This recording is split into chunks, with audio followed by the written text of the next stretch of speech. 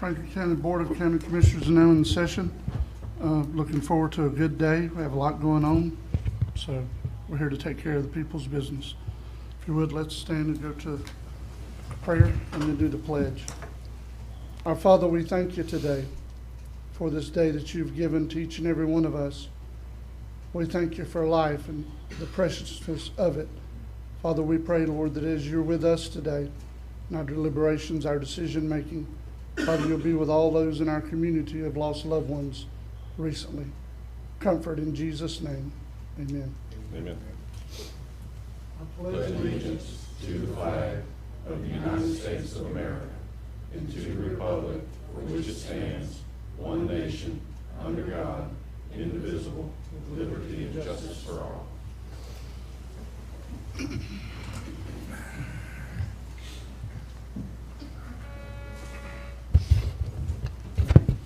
Okay, up first this morning will be approval of minutes from our August 3rd, 2021 meeting and the July 29th, 2021 meeting. So moved. We have a motion to approve by Commissioner Ward, Second. second by Commissioner Bolt. Any discussion? All in favor? Aye. All opposed? That's unanimous, Jessica. Next will be payment of county bills. So moved. We have a motion by Commissioner Ward to approve, And second. second by Commissioner Bolt. Any discussion before we vote? All in favor? Aye. All opposed? That's also unanimous. Sir, there are not any awards or recognitions this morning, is there? No, sir. Okay. Should have removed that. So next we'll go to public comments. Yes, sir. In front of you, you have at least three speaker cards for public comments. I think Ms. Kayla is actually in the house, and she was the first one submitted, so I don't know if Okay. you want to start there, Yep. sir. Come on, Ms. Kayla. If you would, when you come up, state your name for the record. Good morning. My name is Kayla Griffin, and I live in East Point. I'm here today to talk about a solar-powered flashing stop sign and rumble strips at the end of 65 and 98. It is a dark area coming from a dark 50 miles out of the forest into Franklin County. It is very easy for one of our dear locals, our wonderful tourist eyes, to get fixed straight ahead and not have much warning to stop. I would like to ask for the commission to please ask DOT for a stop sign with flashing red lights with a solar panel, also rumble strips for the warning. I know this could save a life. Okay. Thank you, Kayla. Mr. Morone, have we asked DOT about that recently? But I will ask them again because I have a meeting with them hopefully later this week about some of the list of items, other items we want them to address. I'll just include that if the board has no issues with that. I've got a list too that I'll give you after the meeting. I told you I'd make up If you- that I want, so. If you add that to it, Commissioner, that'll help me a whole lot.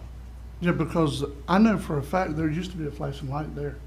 Yeah, Maybe it was pre-Hurricane Michael, but there was a flashing light there. okay, And I think it's actually rumble strips, but yeah. they're kind of wore out, but I mean, that's Okay. a valid concern. Ms. Brenda?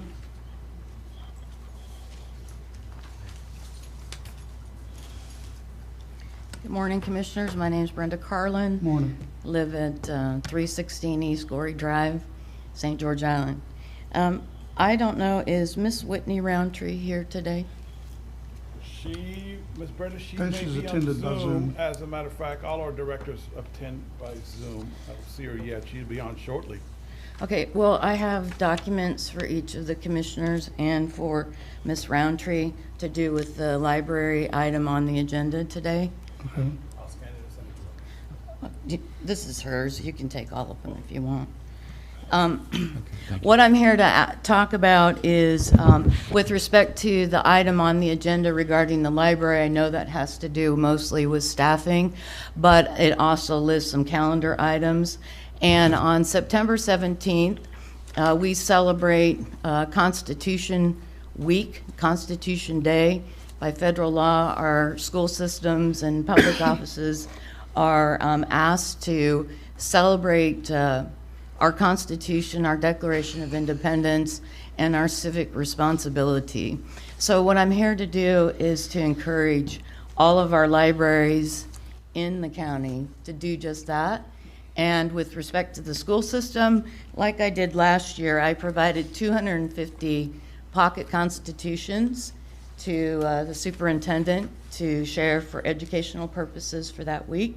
And if the library folks would like to contact me for additional resources or ideas for that day, my contact information is on this sheet. So that is my purpose for being here this morning.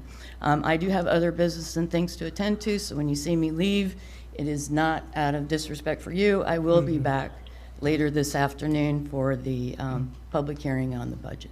You're good, Okay. Ms. Brenda. Thank you. Thank you. You did this last year at the school, didn't you? I Because I did. think last year my daughter brought home one of those pocket-sized constitutions. And Good. we had a chance to talk, you know what I mean, to talk about it. And Good. it's not always what we want it to be, but freedom of speech is freedom to speak. Absolutely. so it's a And, good thing. you know, we want to celebrate our exceptionalism as a country, our founding as it was, and acknowledge our liberties and what it means to be self-governing. So I appreciate you talking with your Yes, child about that. Yes, ma'am. Thank you. Yes, ma'am. This, do you want this one? This is for Ms. Roundtree. And Steve, Mr. Kirschenbaum is attending via Zoom, correct? Yep, he's there. Okay. Let me,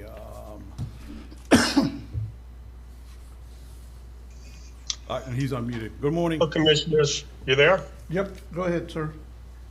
That's Steve Kirschenbaum, St. George Island, former member of the Airport Board. There's going to be a talk about the EOC today, and one of the sites that was originally selected was directly in the approach of runway 36. Building anything in the approach of a runway 30 foot above sea level to the floor and then going up from there is ridiculous. We have an unobstructed approach to runway 36 coming in off the bay, over no houses, over no buildings. It's a dangerous place for the EOC, and it's the wrong place for the EOC. Even if it's outside of the runway protection zone, it's still in the approach of an active runway.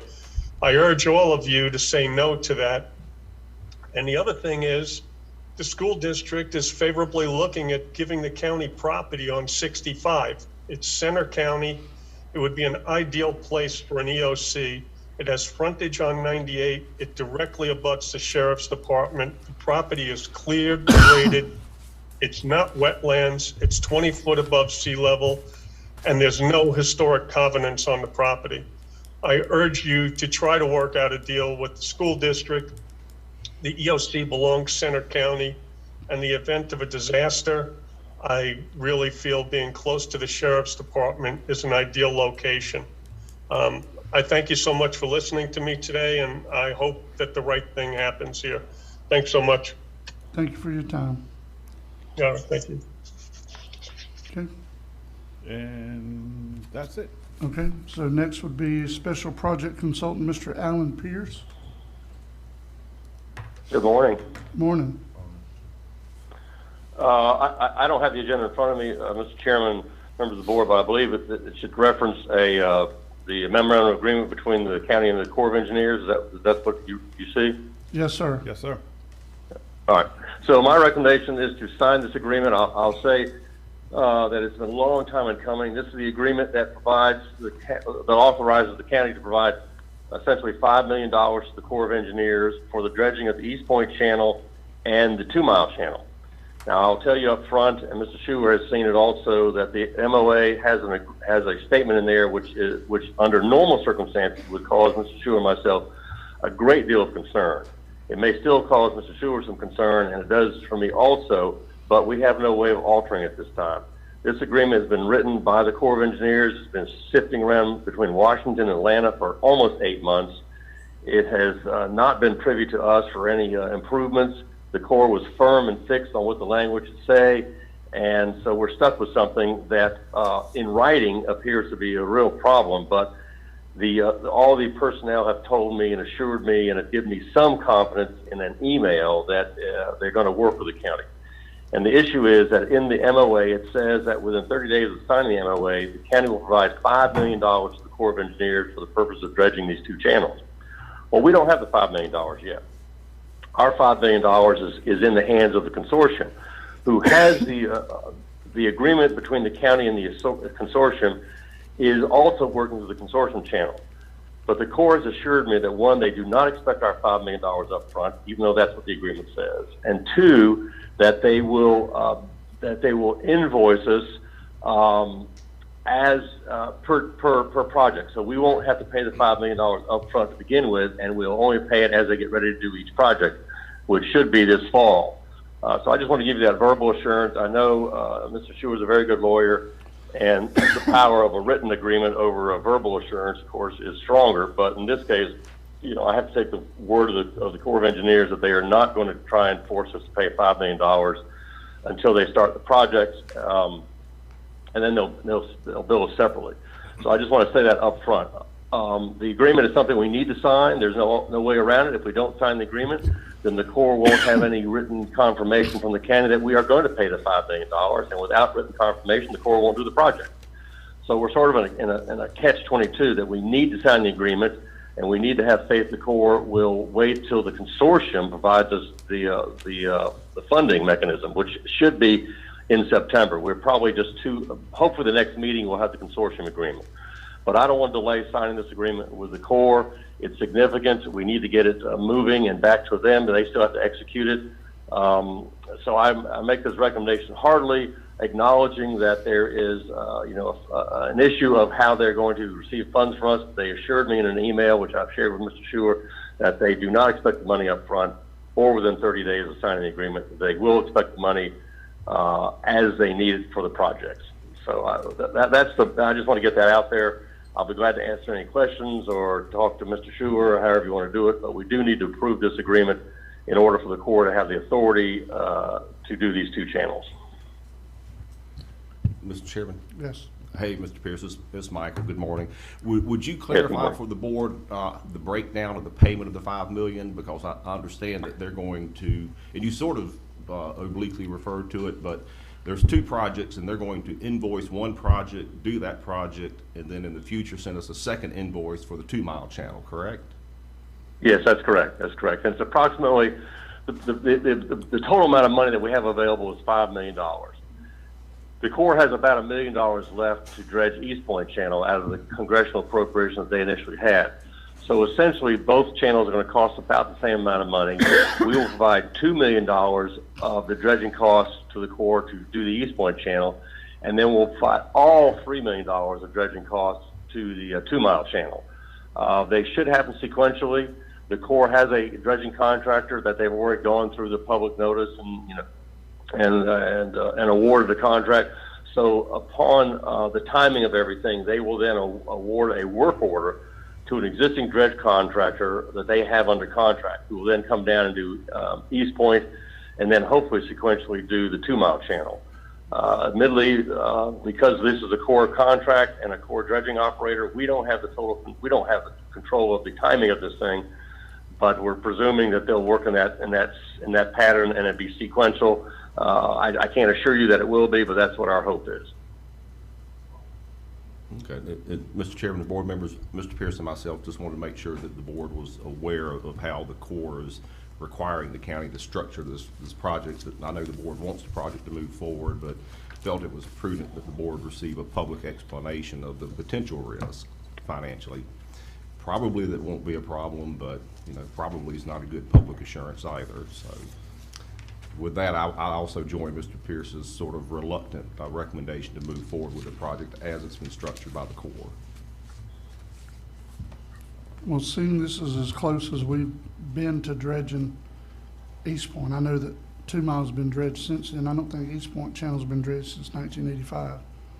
And That's correct. Signing this agreement will actually be able to make that happen, so I'm in favor of doing it. But it's the pleasure of the board. I do know, Mr. Chairman, that there are a lot of people that work in the seafood industry, and they definitely need these waterways dredged so they can facilitate their boats getting in and out. So I'm going to make a motion to move forward with this. Okay, we have a motion to approve signing this agreement from Commissioner Ward. Second. Second by Commissioner Parrish. Any more discussion before we vote? Yeah, in the future, how about the county not deal with the Corps engineer? You don't have to go through them all the time. You won't have all that trouble, so you might want to put that in your paperwork. Is it- What we Let need, me add, if you don't mind, Mr. Chairman, that's an excellent idea, an excellent concept. I mean, the Corps of Engineers has dragged this thing out for 3 years. They received this federal funding 3 years ago, and it's just, you know, these local projects are not a priority for the Corps. The challenge, of course, is, Commissioners, if we don't use the Corps, then we have to fund everything ourselves, and we just have to, you know, look at the cost here of approximately $3 million per channel, and just remember that, you know, somewhere that kind of money has to be generated if we don't participate with the Corps. That's the only problem with not using the Corps, is that we won't have congressional money. thank you, Alan, for that clarification. Any more discussion before we vote? All in favor? Aye. All opposed? That's a unanimous vote. Thank you, sir. Is Mr. Chairman, anything else? if I could do one, I'm going to add for this is just for information. I just want to let the board know that Aaron Griffith, myself, and Mike Dombrowski are going to be assisting Commissioner Bolt in a meeting this Saturday with APTA. It's a totally different topic, but I just want to inform the board of that right now, is that we'll be meeting with APTA to discuss the beach renourishment project. As the board probably is aware, the state of Florida has awarded Franklin County all $200,000 to complete the design for a potential beach renourishment project. And as the board has, at least I believe the board's position is, we will do the design because it's, you know, it's something that needs to be done anyway, but we will not move forward with construction until there's an agreement between the county and some on the funding of the maintenance of the beach. And so I just want to let the board know that we're going to be talking to APTA this Saturday, and the maintenance funding is the primary reason for this meeting as far as I'm concerned. But I want to tell the board that we are going to be meeting with them and talking about options, and that we probably have about at least a year to work this out. So there's not a immediate deadline. Mr. Dombrowski has to finish the design. We have to take it back to DEP. We probably wouldn't even be in consideration for DEP funding until the 2023 legislative session. So we have a little bit of time, but I did want to apprise the board that we are now beginning the discussions with APTA, who represents the Alligator Point community, on the funding mechanism for the maintenance of the beach. Because if there isn't a maintenance agreement in place, then it's my understanding the board isn't going to spend $10 million putting sand out there if it's just going to wash away. I just want to put that out there for the board's understanding. All right. Thank you, Mr. Pierce. Anyone have a question or concern for Mr. Pierce while he's still in attendance with us by Zoom? Thank you, Alan. Yes, sir. We'll talk to you later. Thank you. Yes, All sir. right. All right, up next is Dr. Jeff Ling from Evergreen Solutions. Commissioners, as you know, that Mr. Ling is here to present the pay plan that we've been working on for months now. I'm sure Erin has more gray hairs than she probably wanted to have, but as you can see, based on the attendance in the room, it's of interest to not just your county employees who are all probably watching, but also to your constitutional officers, employees too. That's right. So that's why I had Mr. Ling come earlier than usual on the agenda, so that everyone had a chance to see, hear, and see where we go forward, sir. Good morning. My Good name is morning. Jeff Ling. I'm president of Evergreen Solutions, employee-owned firm based in Tallahassee, Florida. Chairman, members of the commission, thank you for the invitation to be here today. I did prepare a short PowerPoint that will overlap some with what Mark, my colleague, shared with you in a previous presentation, but it'll bring you up to date on our current work, and then also at the end of the presentation present information to you in regards to our next steps and how we'll be moving forward. I want to start off a little bit with the study goals, go through some of the phases again, spend a very brief amount of time doing that, talk about the employee meetings, I believe Mark shared that with you as well, and then spend the majority of our time talking about what we've learned and the recommendations that we'd be making. Study of this type involves two key components. One component is internal equity, or the idea that as employees work for the county and perform similar work, even if their titles are different, or they work in different departments, they should be compensated in a similar manner. It's not dollar for dollar. It's not if I make $15.20 in one department, another person doing similar work should make $15.20 in the other department, but that the earning potential should be similar across those departments among similar jobs that are present within the county. The other component, the component that typically employees have quite a bit of interest in as well, would be external equity. And that's the idea. If I went to work for someone else here in the county or in a surrounding county or within the region, would I make the same amount of money that Franklin County pays me? Would I make less? Would I make more than what's present here? And so both of those components go into our analysis. Your employees participate in the first component of that process, an internal equity. They tell us about their jobs, what they do, how they do it. And the second component, we go out to peers. And I'll share with you the information that we gathered from your peers as part of the process. When we start this journey with your employees and working with Aaron, we conduct a series of employee meetings where employees can hear about the process. They can provide input to us about the things they feel like work very well from an employment standpoint here within the county, things that they feel like are opportunities for improvement. I'll share both of those with you this morning, and then we'll collect a variety of data from your staff related to their jobs, related to what they're currently compensated at, their time with the county as well. With the classification analysis, really what we're looking at is the titles and the descriptions that are present for each classification or each job that's present within the county. What we're hoping to identify as part of that process is exactly what people do. And so that's why it's so important they participate in the survey process and provide that information to us, which they did, as well as their supervisors provide input on the role that they play and how they leverage that work on a day-to-day basis within their classification. In phase 3, we conduct that salary survey. So we go out and ask your peers about what their compensation practices are. Then we assess your market position. Where would you be vis-a-vis those peers, so that external equity component. And then finally, we begin looking at implementation options. And I have a 5-year option to share with you today for implementation. We looked at a 1-year, 2-year, 3-year, and I'll talk about that in a few moments. And our purpose really there is to look at the different approaches that could be utilized to address the findings that come out of a study of this nature. And then finally, there'll be a report. And that report will be toward the end of this month and the beginning of October. We'll be sharing a written document with you. But we wanted to brief you today in regards to our cost estimates as well as the options that we identified. What are some positive things that employees shared with us as we went through this process together? Benefits came up many times as something that employees feel like they're quite generous. They cover the major needs that an employee would have. And it's something that really there's not a lot of employers here within the county that would offer the same breadth and quality of benefits that you're offering. Culture. Many employees shared with us that this is a good place to work. They enjoy coming to work here. They feel like they're meeting an important public mission, or community mission that they're meeting, as well as they felt like their supervisor is someone that interacts with them in a positive manner, provides guidance, provides feedback, someone that they like working for on a day-to-day basis. The environment, many employees indicated there's not a whole lot of places they could live in Florida or even within the region as a whole that would offer the quality of life for their families, within this community, as well as the opportunities that they have to form the relationships that they have within the community. So they indicated that a big selling point of not only coming here to work for the county, but remaining with the county over time would be the environment that they live in and are able to raise their families in. And then the last would be the schedule.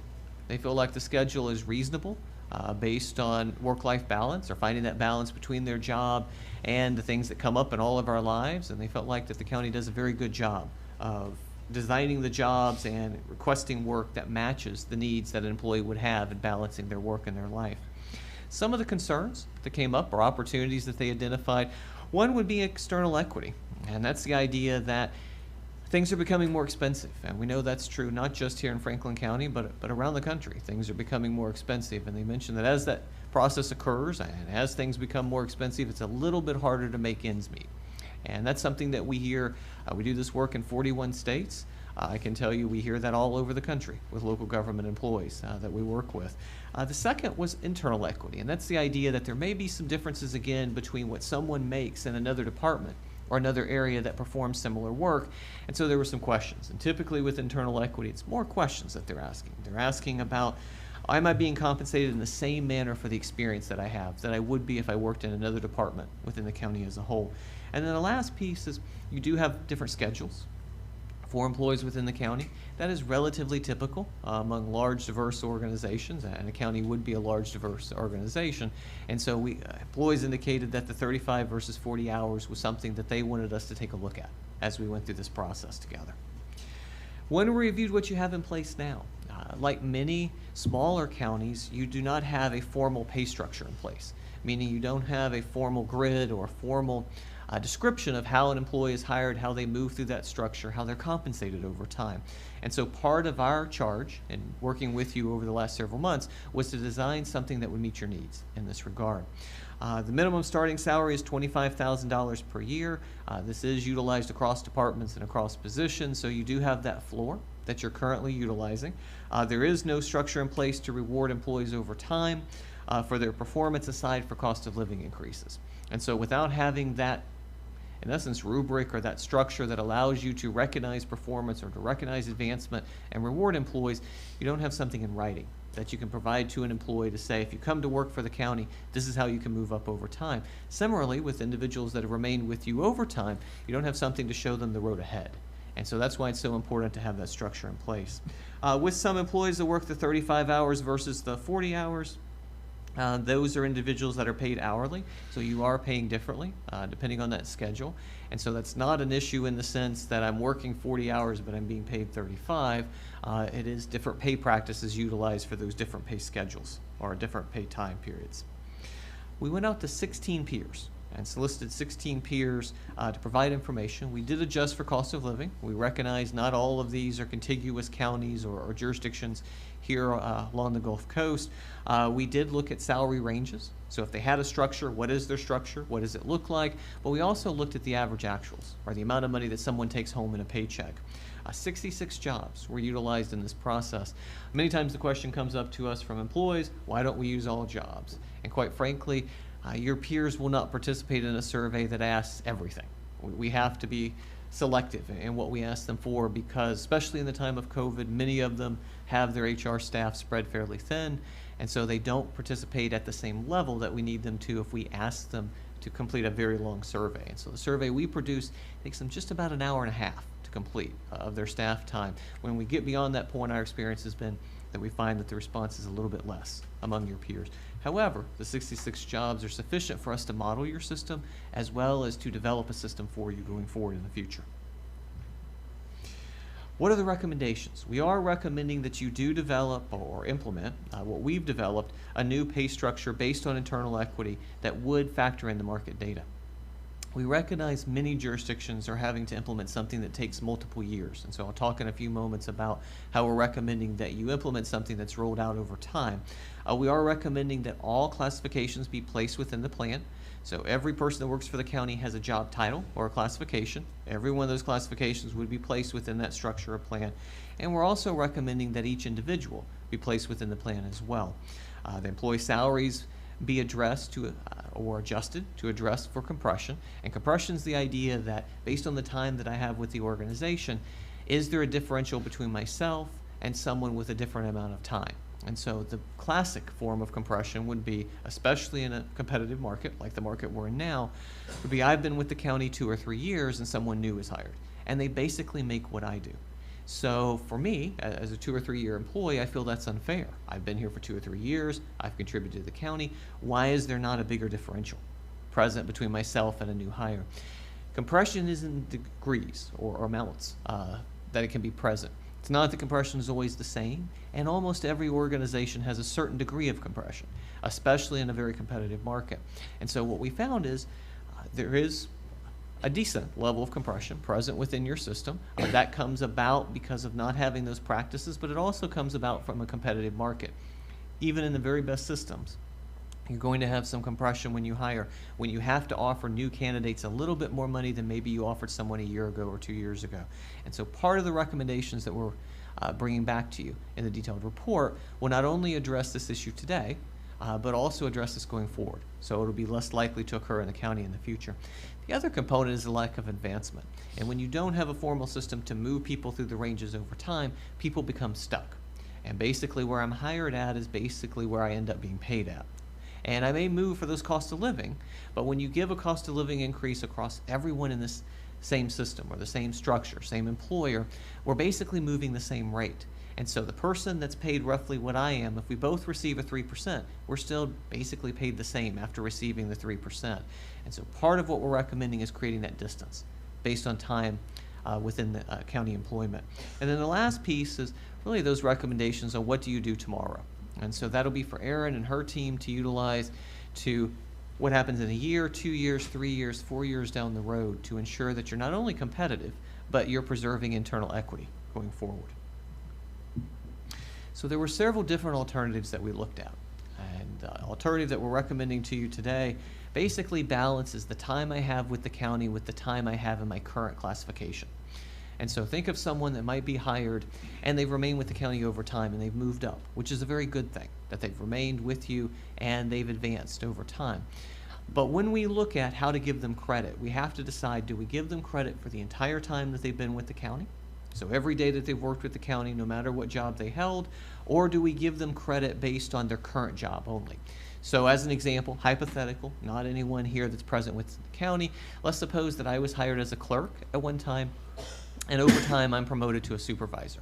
And let's make the example dramatic. Let's suppose I was a clerk 30 years, and then I was finally promoted to being a supervisor. And again, there's no one here in the county that fits what I'm describing. With our methodology, or what we would have proposed, we would have to decide, do they receive 31 years of credit as a supervisor? So their total time with the county is 31 years. Or do I give them 1 year of credit in their current job, which as a supervisor they would have 1 year? Or do I find a way to blend or balance the 30 years that I had as a clerk and that 1 year I have as a supervisor?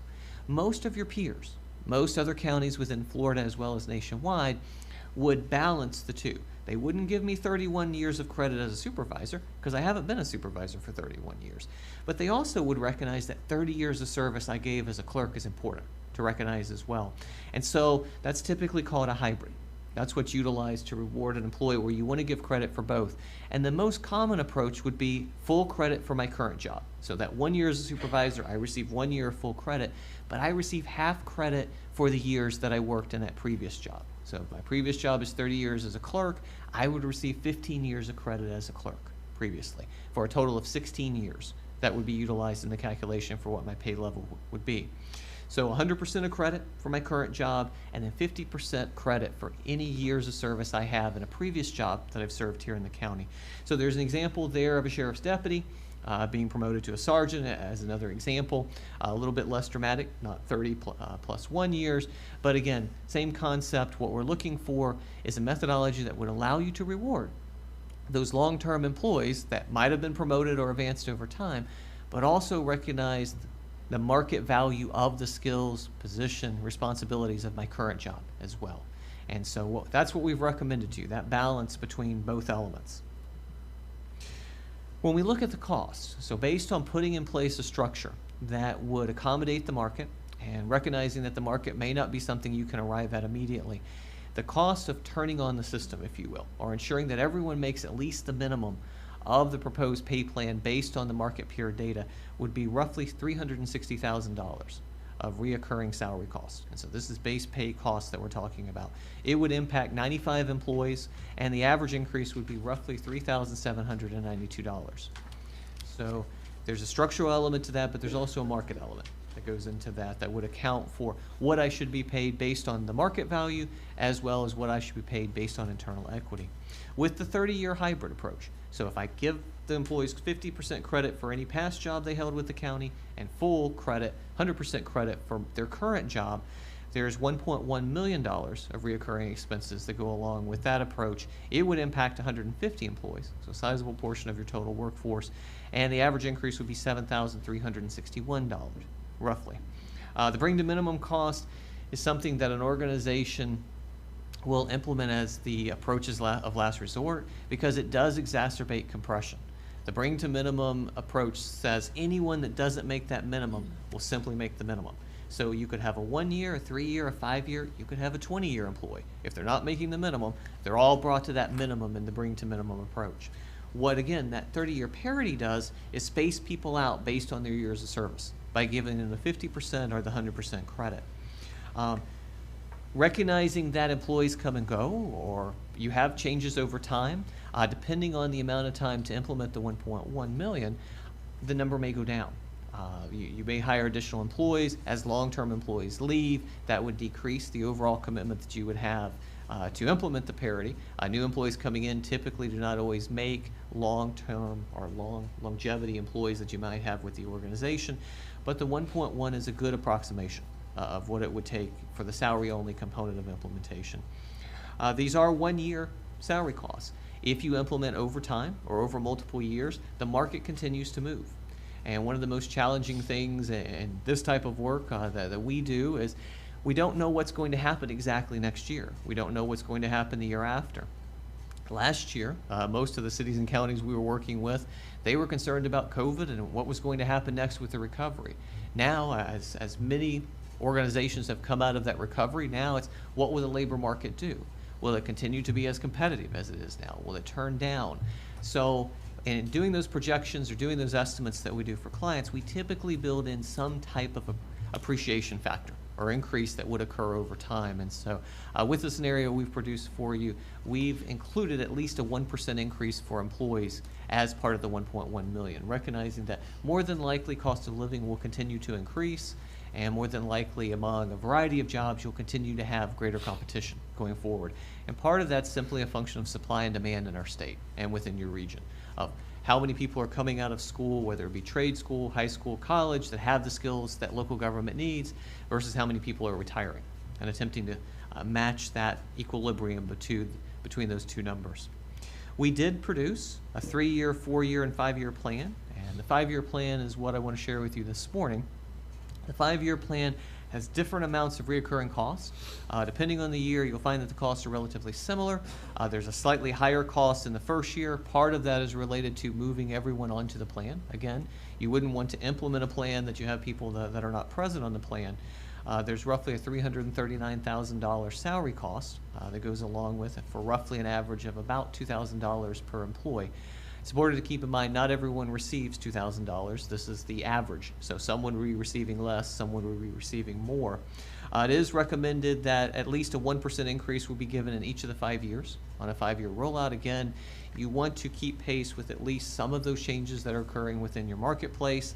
It does focus on the lower pay grades first. And so a common question that employees ask us over the last several years, and much more since the amendment passed in the last election, is why would the emphasis be with that group first? And principally, that's the group where a small change has the greatest impact on their ability to pay their bills and to take care of their families. But the other reason being, with the minimum wage amendment that passed here within the state of Florida, all counties have to come in line with the expectations of the state in regards to the minimum wage.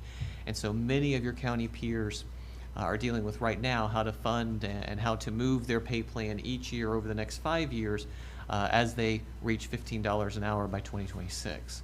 And so we do factor into the recommendations that we provided your compliance with the new state requirement in regards to the minimum wage. What are the next steps? We have still some work to do with you. This month we'll be finalizing the alternative.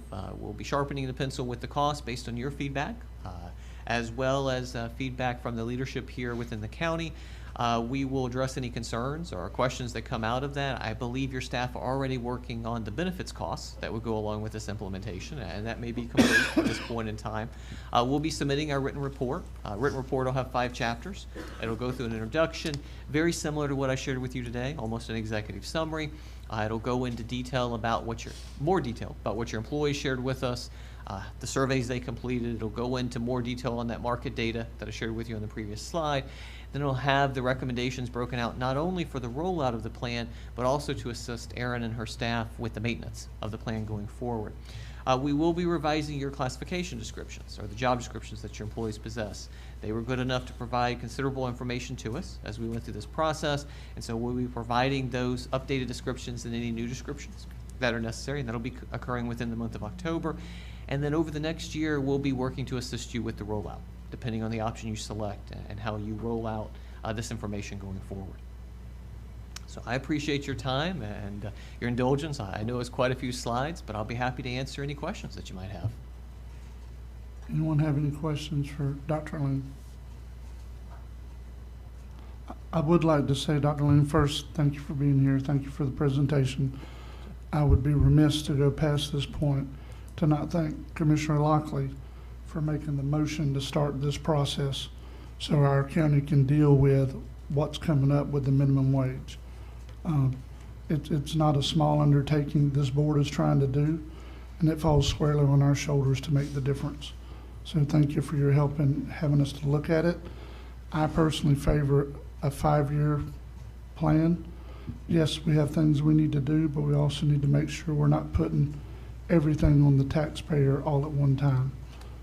There's no way I'd ever favor doing something in 1 year, because that would require a millage rate increase, which this board has never done since I've been on it. So thank you for your time today. Thank you, sir. I got a question. Yes, sir, go ahead. Now,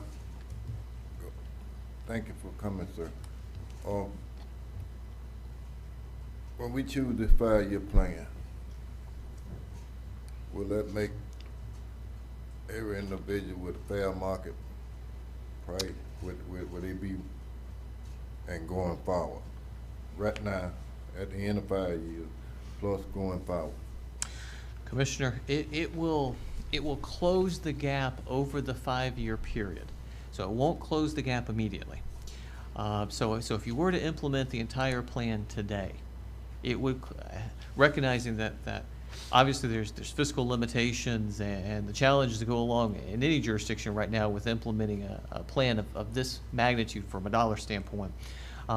If you implemented it today, yes, it would make your employees whole.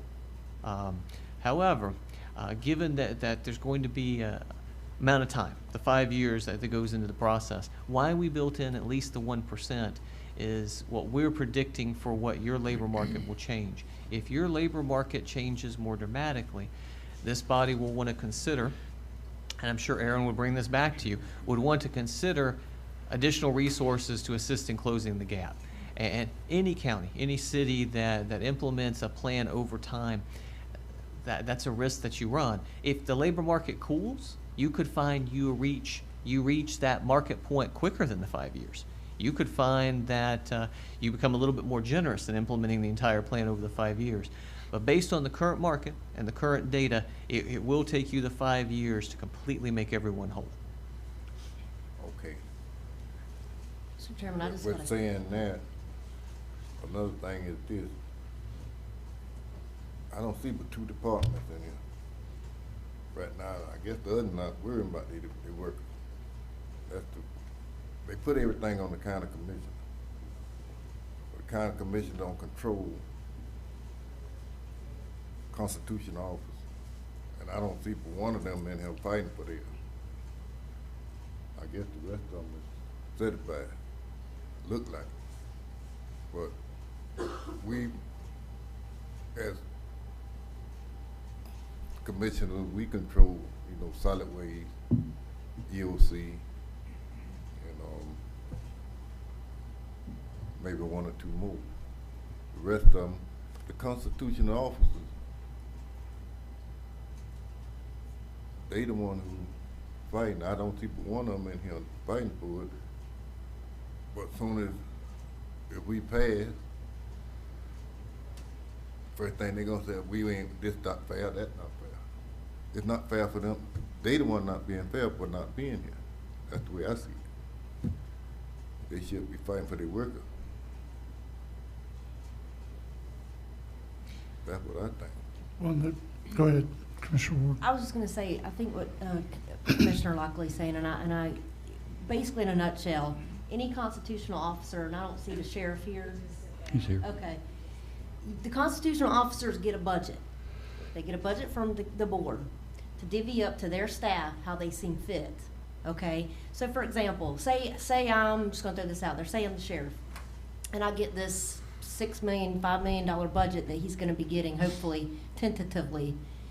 He can take that $5 million, put it in his bank account, and divvy up how he seems fit. So if he wants to give a deputy a $1,000 raise and another deputy that has the same kind of rank, $500, that's on him. That's his decision, not this board's. So all you guys, y'all gonna get raises, hopefully. I'm gonna be supportive of it, but y'all need to make sure in your checks that you're getting what you're due. Because anybody and everybody, constitutional officers, can divvy up their budget how they seem fit. I don't want any favoritism shown.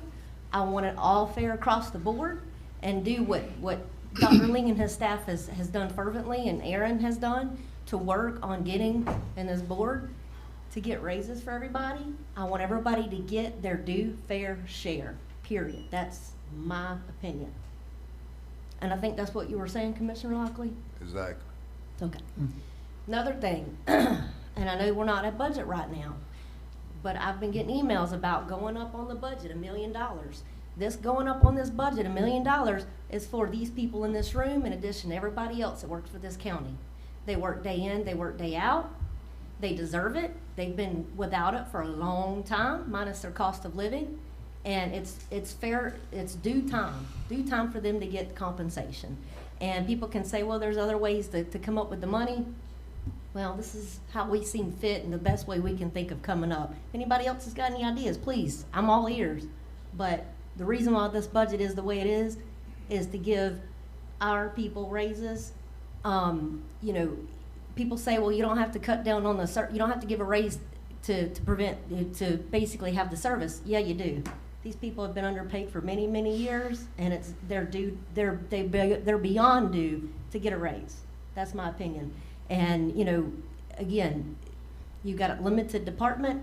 People in Alligator Point and not St. George Island and all throughout the county are calling the sheriff, wanting people to go enforce parking and do all these things. Well, you know what? When you got limited staff because you can't pay your staff what they seem like they need to be paid, then you're not going to have people working. You're going to have less staff.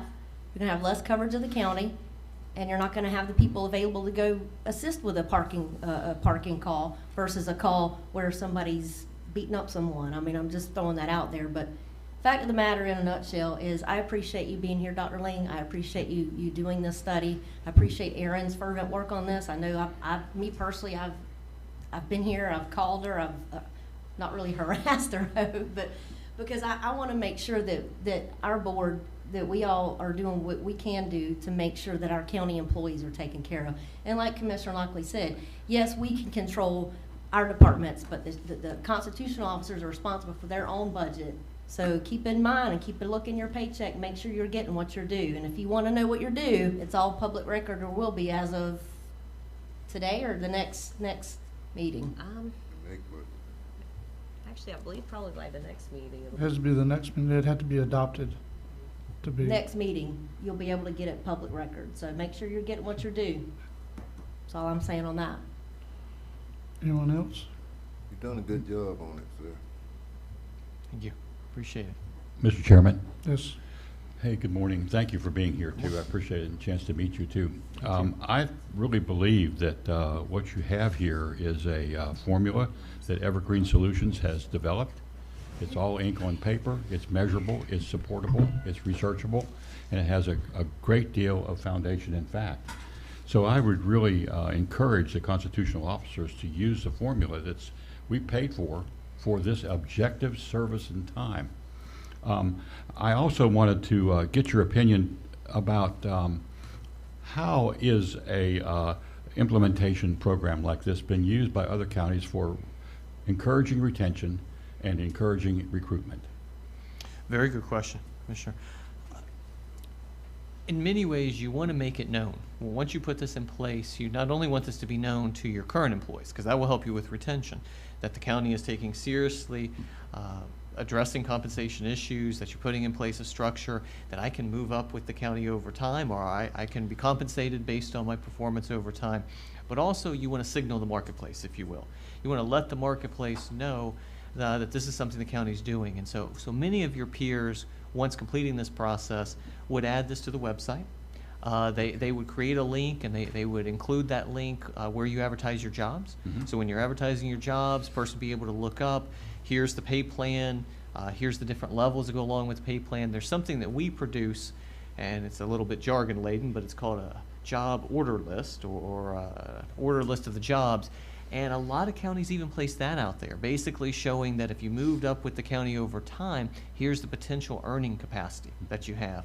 And as an applicant, that's of interest to me. When I look at and weigh my options of where I might be employed, using that grade order list or that job order list, I'm able to say, well, if I stay with the county and I move up, then I have the potential to move into these type jobs or make this amount of money.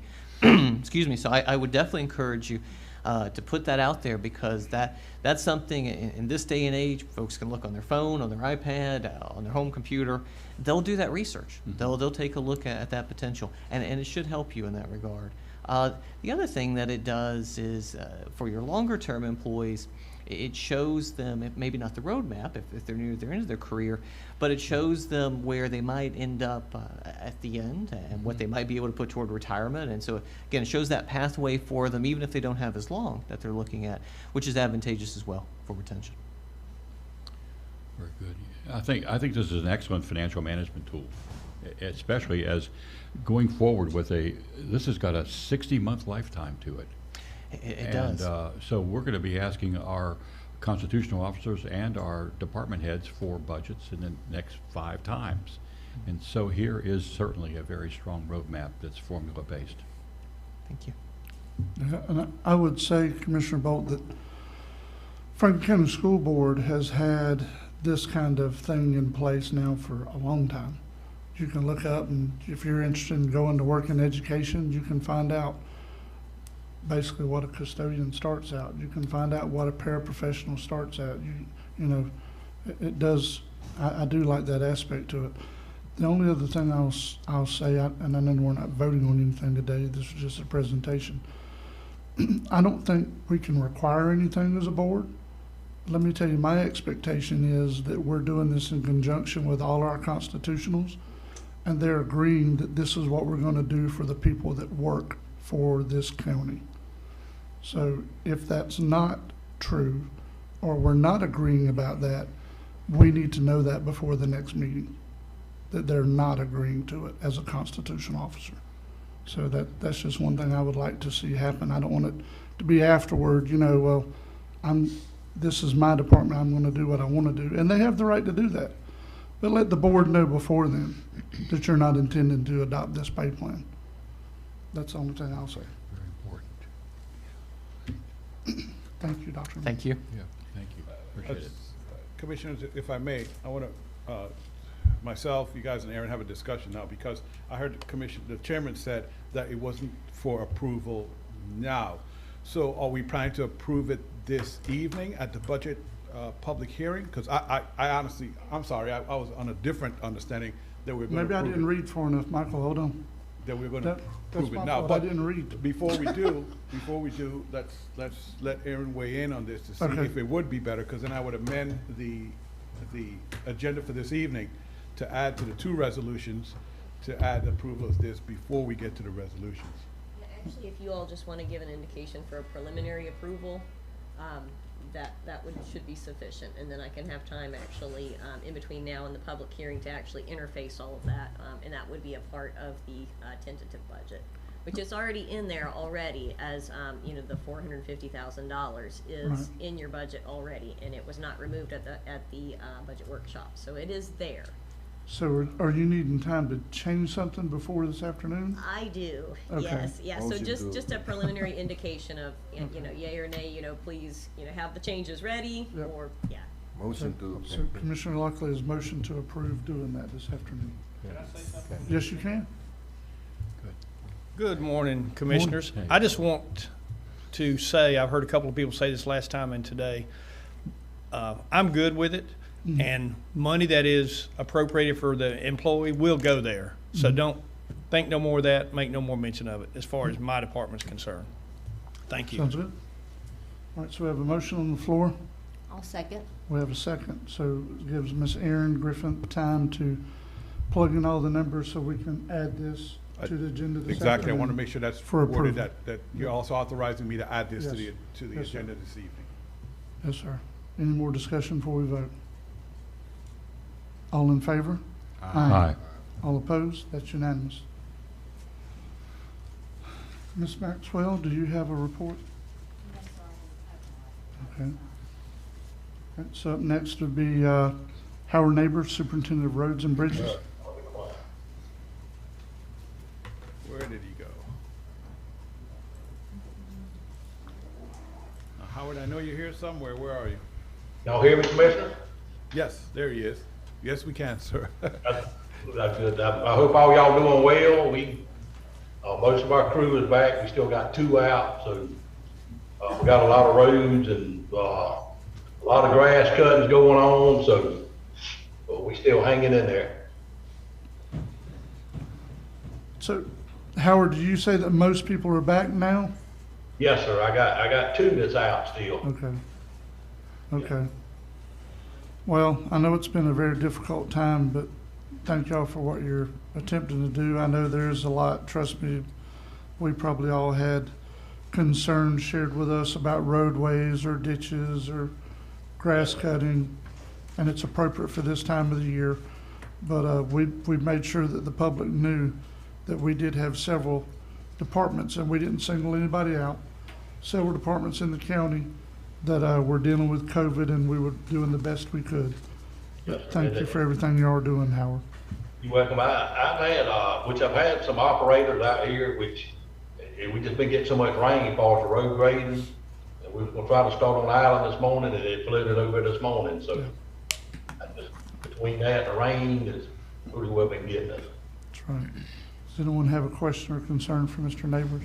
I do, Mr. Chairman. Good morning, Mr. Neighbors. It's good to see you back. Thank you. Good morning. Thank you. Praying for all you guys. I know, again, we're short-staffed. I had someone reach out to me, and I emphasized to them that it may be a little while before we can maybe get around to them, but particularly on 106 Sybil Court in Carabel, he was complaining about the ditch being full of grass and some palmetto fronds. If somebody can maybe, when they get an opportunity to go out, maybe take a look at that and see what we can do, I'd appreciate it. Yes, ma'am. I'll take a look at it and see what we can do. Thank you. Anyone else? Yeah, Howard, I'm glad y'all back and feeling better. Tell everybody glad they got over it. Yes. But I about a Piggly Wiggly on that side. How about that dirt is rooting out? But send somebody out there to fix them holes. Okay, we'll take a look at it. Okay. Thank you. Well, Thank you, Mr. Howard. well, thank y'all. Yep. Up next, Mr. Fonda Davis, Solid Waste Director.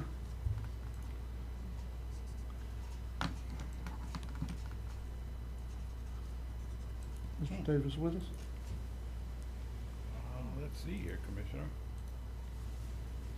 No, I don't see him right now. I'll call and check and see what's going on. Okay, well, in the meantime, let's go to Ms. Pam Burnell, Emergency Management Director. Hey. Good morning, Commissioner. I apologize, Pam's not able to be here today. She's at a doctor's appointment, so I'm filling in. Our action items are, number one, we request the board approve the disaster debris monitoring contractors that was selected by the reviewing committee. It was number one's Tetra Tech, and number two is Disaster Program and Ops. Okay, pleasure of the board.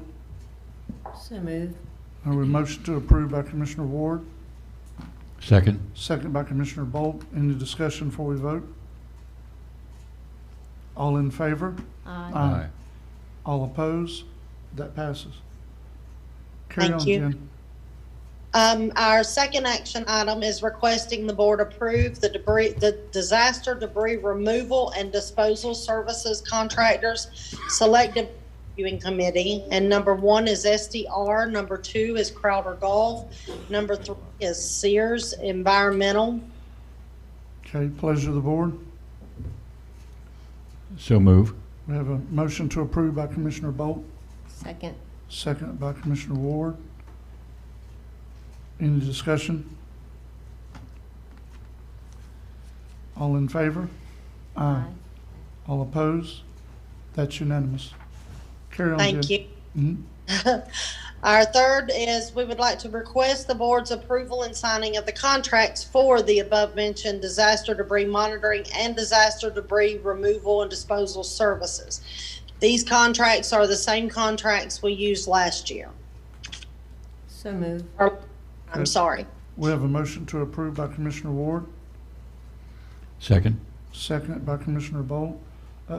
Just a quick question, Jen, before we vote. Yep. Sorry, Jennifer. It's okay. Are we kind of doing this late in the year? No, we've actually, we have an extension on our other contracts, so they're still in effect, but so we're trying to get these done before we roll into a next season, is my understanding. Okay, sounds good. So we're covered, we're just trying to get covered for next time. All right, sounds good. So we're further ahead than I thought. Good, that's a good Yeah. thing. Any more discussion before we vote? All in favor? Aye. All opposed? That's unanimous. We have one other thing, Commissioner. We heard the discussion this morning regarding the location of the EOC. We just wanted to clarify that our EOC director and staff, we all agree and would like the EOC to go here at the airport, but not at the location at the end of the runway. We would like it to be at the original spot that's next to the apron. It's the grassy area next to where our EOC is located now. What this would do is allow for us to use the old EOC building for storage, bunking, etc.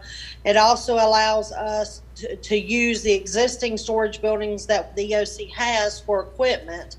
Another asset of having it located there is that it's right next to the airport, which allows us to airdrop supplies in after a disaster and easily transport them to a staging area so that we can distribute them throughout the county as needed. So we just wanted to kind of clarify there. I hope that helps. Yes, ma'am, it does. I wish we could build on grade there. That would be great. Because as I experienced as a commissioner, when we were doing the restrooms on the island, if you got to go 7 foot in the air, guess what? You have to set 72 inches or 84 inches. You have to have 84 feet of ADA compliant accessibility. So you would have to have a wraparound ramp to get to it. Okay. So that's another concern we have to make sure we address. Yes, sir. I agree. Mr. Chairman, if I may, can we go to an item of my report that addresses this directly? It's on the bottom of page 11 or the top of page 12, item E.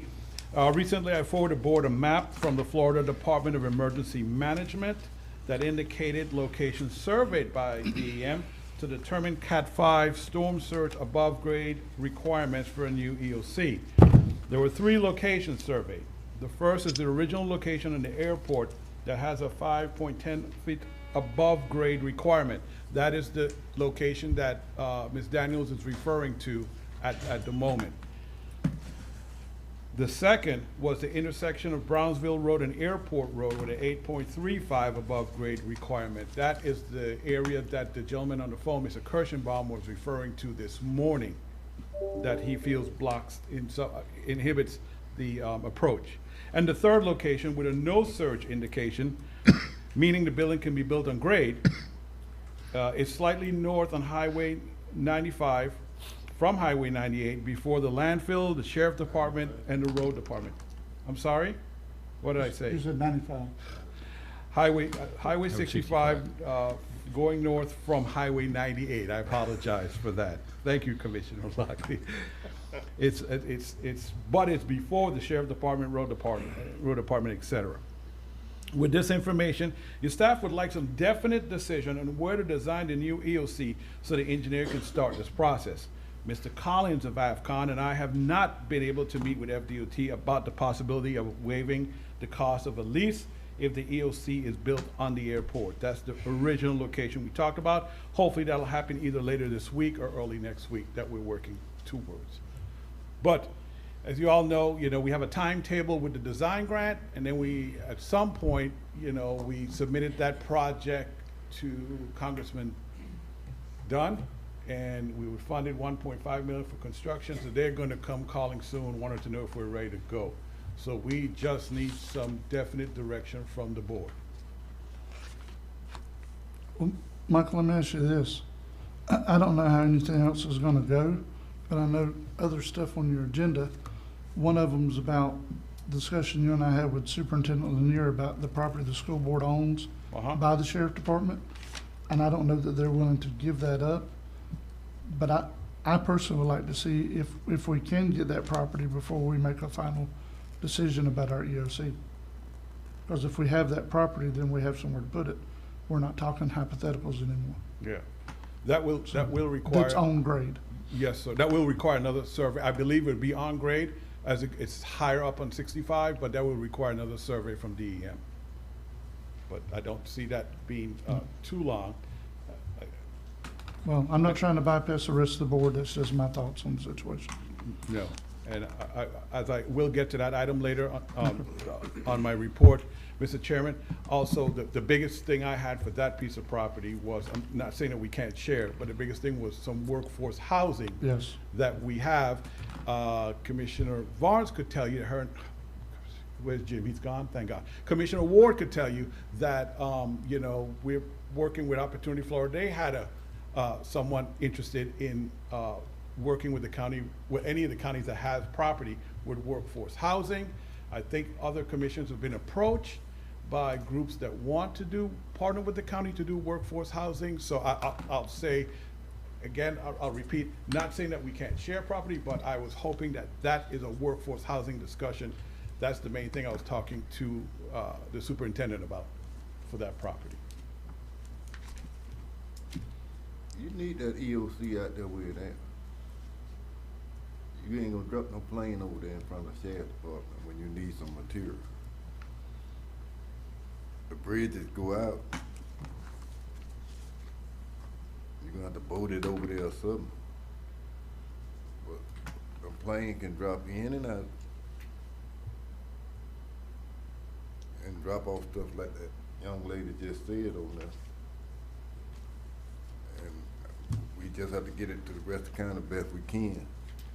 But you don't have no airport over there on 65, then they're gonna land it on 65.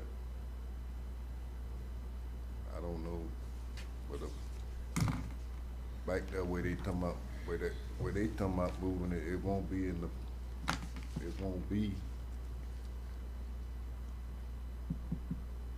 airspace. And then that one out there now, it's been out there ever since I was a little boy, and I ain't never seen no plane hit it. You know, we discussed this at the last meeting. I'm sure the board remembers, and you know, I already stated my opinion why I thought it should stay at the airport. And Hurricane Michael is give us a lot of insight on that. They brought in generators on the airplane. They brought in pallets of water on the airplane. They got buildings there. You roll it right off the airplane, right off into the storage building, right on the edge of their apron. So, you know, and if you go with the original place we wanted to put it, not the 8, where you would have to be 8.5 feet above, but 5 foot above, that gets you down to 50 foot of ramp that you were talking about earlier, Mr. Chairman, where you needed 80 feet. Now, if you put it where we want to put it, or where I said at the last meeting, I'd like to see it put in the original location.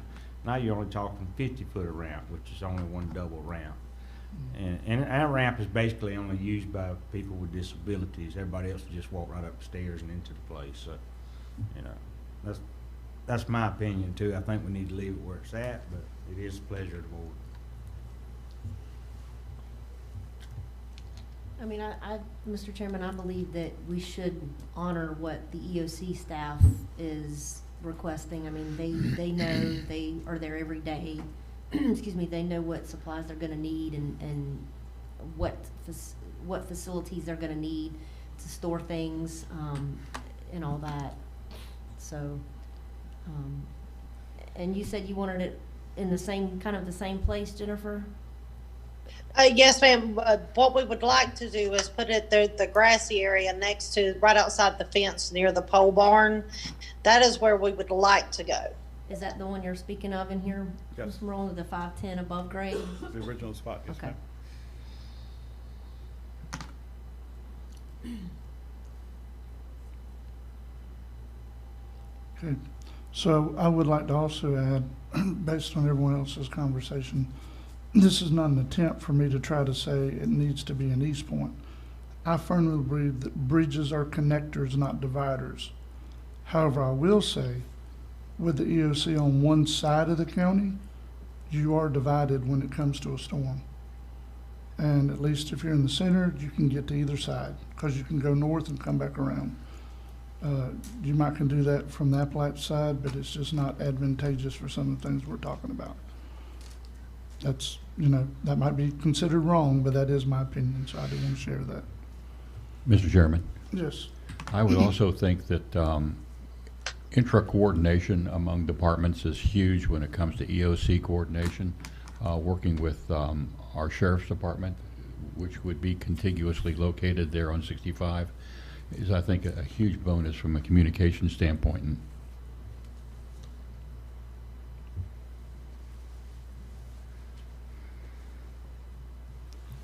What are we looking for anything, Mike? I was asking for a motion He's for looking you for a guys to motion. vote on a specific spot so we can start the design, officially start the true design. I mean, we have a sketch of it already, true design, and so we can proceed with it wherever the board decides to put it. We just need to start on the project. That's right. Yes, I'm we're gonna make, for motion. I'd like to make a motion that the EOC center goes where there's 5 foot 10 inch above grade requirement. That Okay. particular location, the grassy knoll that, EOC staff is currently recommending. We have a motion to approve putting the new EOC on the site by the airport by Commissioner Parrish. Do we have a second? Second. We have a second by Commissioner Lockley. Any discussion before we vote? All in favor? All opposed? aye. It's a 4-1 vote. Jessica, Commissioner Bolt opposed. Okay, anything else, Mr. Morone? Not for the EOC, sir. I think that Okay. wraps it up for me. I Can I- mean, no, sir, I'm sorry.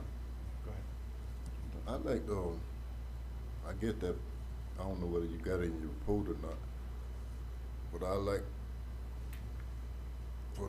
get something started talking so we can get some affordable houses over there. If we can get some land from the school. We are going to talk about that today. Yeah, yes, Commissioner Lockley, I think both the chairman and Commissioner Ward are gonna have a lot of input from different people they've been talking to with that, but that's item F on my report, but we'll get to that today. And You don't need affordable houses everywhere. yeah, So we don't, You just don't get them. and I would ask the chairman to, you know, be with our ARPC and so forth, to make sure there's a clear distinct between affordable and workforce Yes. housing, that there's Yep. a clear distinction. So basically, you know, what, I shouldn't go too far here down this hole, but basically what the chairman and I was talking to the superintendent about, basically what we're trying to find is housing, where right there you'll have housing for teachers and for deputies. Right. Right there. That's our goal. That's what we're looking for. I mean, there are other people of the workforce here in the county that needs housing. We're not pushing anybody out, but that's our overall concept. But one thing I got to say, when you write it up, you better write it up right, 'cause they dumping money out there for the low, that's what they call it. Yeah. They dumping money for that low, Mhm. for housing project, but you make sure you put the difference for work, Yes. so they'll know It's, that it's not, cause if it don't, you'll have one of them companies come in here and tell you, I'm gonna do it, but when it end up, it'll be yeah. I'll- for everybody in the world. I'll say this and I'll be quiet. It's the same thing the chairman talked about, this whole issue with CDBG and how they look at us and what money they give us. And the superintendent also talked, they have the same issue on their side. Is it sparsity, Mr. Chairman? Yeah, sparsity funding. Same issue that we're having, but we'll talk about it later. Jennifer, did you have anything else? No, sir, that was all I had. Okay, does anyone have any questions or concerns for Jennifer to take to Miss Pam while she's here? Get Okay. started. Yep. All right, so I guess if you do have anything, commissioners, if you would just reach out to Miss Brunel. And Jennifer, thank you for being here. Thank you, sir. Mm-hmm. All right, good. I see Fonda, Mr. Chairman. Is it there? Yeah. Okay. All right. Mr. Davis, go ahead. Good morning, Commissioners. Good morning. Morning. I had to come down and use Mr. Howard's system here. But anyway, I have one action item on my report this morning. Christian Peer American with Disability Act Accommodation. On August 27, 2021, a citizen requested an American with Disability Act accommodation to use the golf cart on East Point Fishing Pier. I have spoken with Mr. Schuler and advised him that this fishing pier is presently suitable for wheelchair use. Action is possible discussion, or either authorizing or either table. I just need to know from the board what to do. Like again, I say I spoke with Mr. Schuler briefly on it. Mr. Chairman? Yes, please weigh in on this. Yes. Hey, Mr. Davis, good morning. The ADA does require the board to make a mobility accommodation in this instance unless there are any legitimate safety concerns about the use of a golf cart on either one of those piers. In honoring the board structure, having outside labor counsel, I also talked with them and they have confirmed the legal position that I just explained to you. So, Mr. Davis, you had expressed in some of your conversations with me that you did have some safety concerns about allowing the use of golf carts on these two fishing piers, although the conversation initially started relative just to the East Point Fishing Pier. So would you mind going through and for the benefit of the board and the public, some of your safety concerns that you want the board to consider as they evaluate whether or not to allow or to deny the use of golf carts on these fishing piers?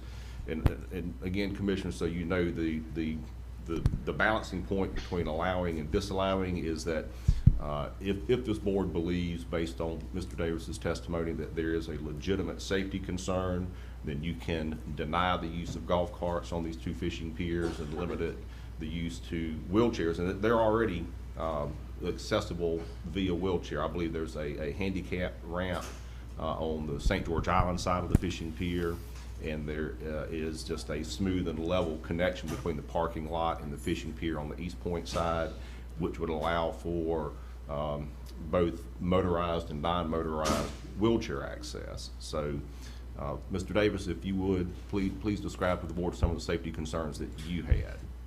Yeah, one of the concerns I had is the speed.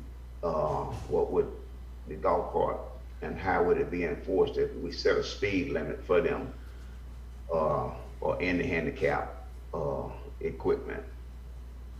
How would we be able to control the speed that would be on the bridge, the fishing pier? Well, I don't know about limiting the speed, but I think if they're truly on golf carts, they won't go any faster than 20 miles an hour. I don't think. If it's a golf 15. No. 15 is the speed limit for a But golf if it's cart. a golf cart, it won't go much faster than that. Now, if it's a UTV or a side-by-side or something else, those are all designated by the manufacturers to be off-road use only anyway. Correct. Yes, and that's the concern. So once we open it up for the golf cart, will we allow ATVs also? No. No, sir. No. The only item for discussion would be golf carts. The UTVs and any non-golf cart motorized vehicles other than motorized wheelchairs and those type of wheelchair mobility devices would not be allowed. They're not being considered this morning. It is simply at this point whether or not to allow the golf carts. And then, of course, the further consideration is if the board is going to open up the use of these two fishing piers for golf carts for those with disabilities, then does the board also want to open it up for the use of golf carts by the general public? But I don't know that we're at that point of the discussion. So, but, Mr. Davis, was that your only safety concern? Yes. Okay, thank you. Yes, go ahead, sir. Well, I don't know, don't most of your disability people, don't they have chairs? Yeah, but they might not have a motorized chair, Commissioner. What I'm talking about, do they consider golf cart to be a disability for a person?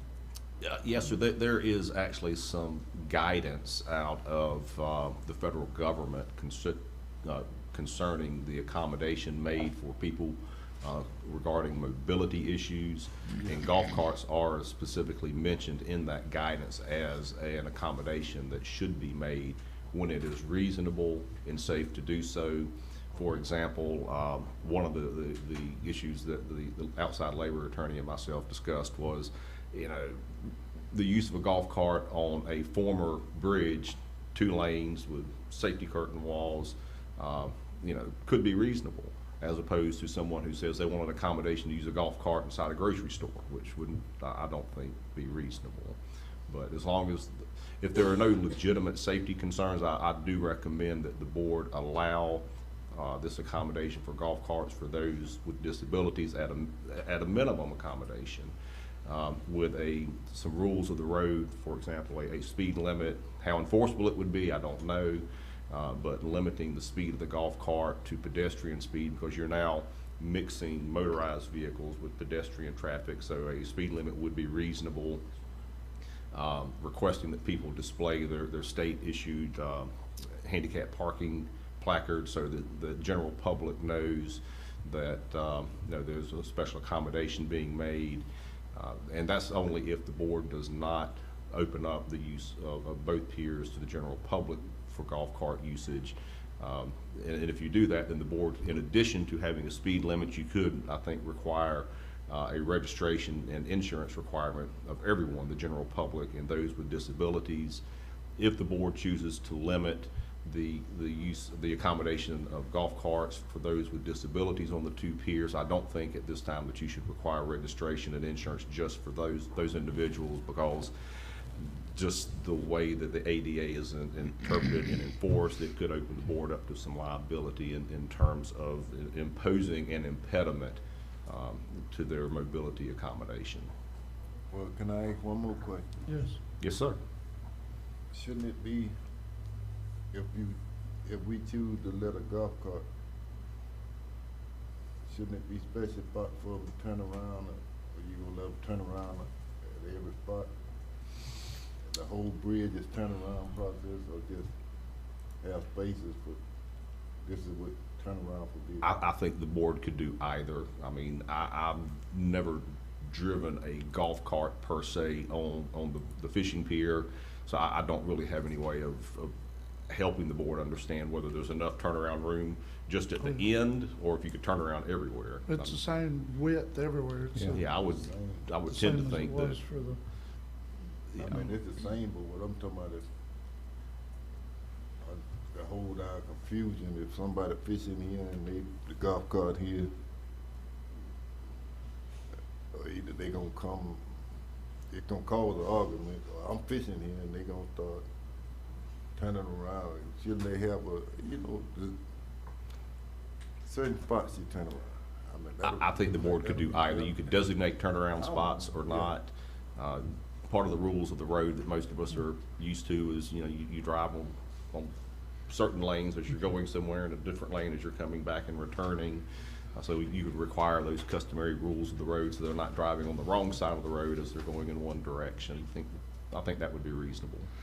But they ain't got the middle out of them bridges, right? The what now? So they can't go all the way across. Oh, no, but they can go all the way to the end of what's there. Except for at the very end, they got it gated off. Hey, Mr. Chairman. Yes. I'm wondering also, if we're thinking about opening up golf carts to the general public use, because this is such a unique fixture, would it be appropriate to consider the installation of speed humps along that pier area? I would be concerned with tripping hazards for the I see. pedestrian Good point. traffic on that bridge, Commissioner Bolt. Good point. Mr. Chairman, this is all good, and I think we should have availability for our Americans with disabilities to be able to be accommodated to do what they want to do.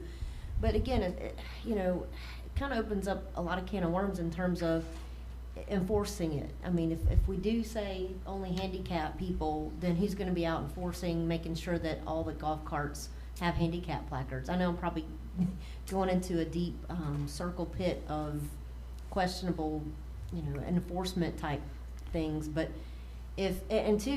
obviously, if we do it to the handicap, to the people with disability and they have a handicap placard, and it's displayed, that's still gonna, people are still gonna, if we say, okay, golf carts are okay to go on the piers, you're gonna have a lot of people going without handicap placards. So you're still gonna have oh, well, they allow golf carts on the pier. Well, it's only for handicapped people. Well, I don't care. I'm just gonna go anyway. You know, you're gonna have that element too, I feel.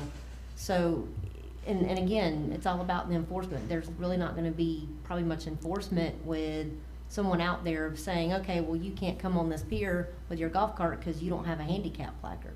That's my only concern. But the other thing is, unless I'm misremembering, how are they gonna get to the piers? That's a good point. Because I don't think they can legally ride down the side of Highway 90, a state road.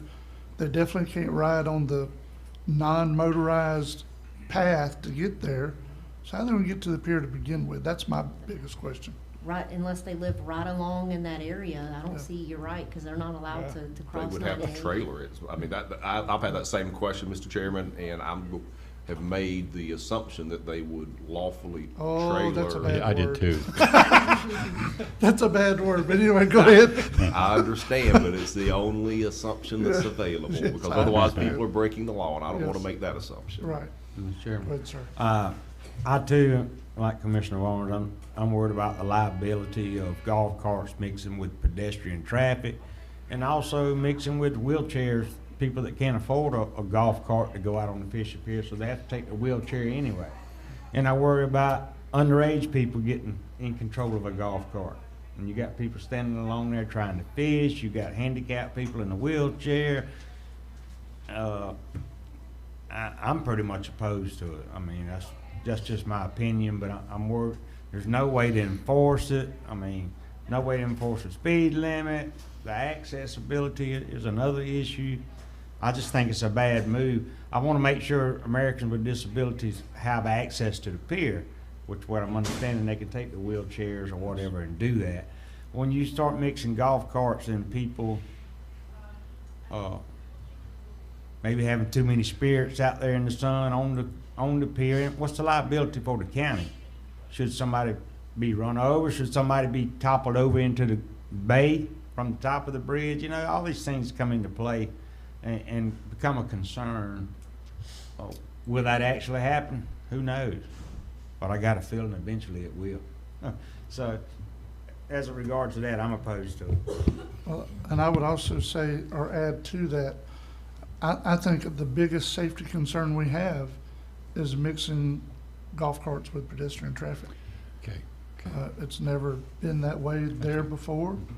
Anybody that's been on those piers since the county received them from the state are not going to be used to that accommodation, and I think we're creating more problems. And it's not, again, it's not adverse to or trying to be adverse to those that have mobility issues, but I think that's an area that we'd be creating more problems than we would be relieving issues.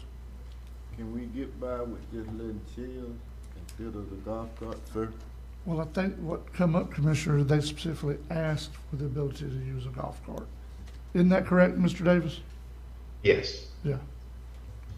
So I can that's see what it. was considered. I can see one of them Mobile wheelchairs. chair, yeah.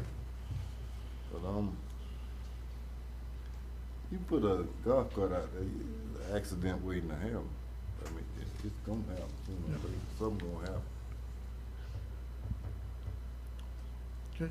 You ain't got no, unless you gonna hire a deputy to sit there 24/7.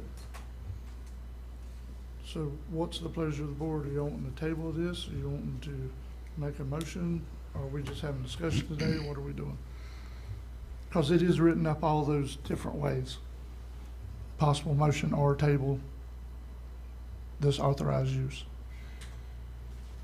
I'm gonna make a motion to deny the use of golf carts on those two fishing piers. Okay, we have a motion to deny by Commissioner Parrish, second by Commissioner Lockley. Any more discussion before we vote?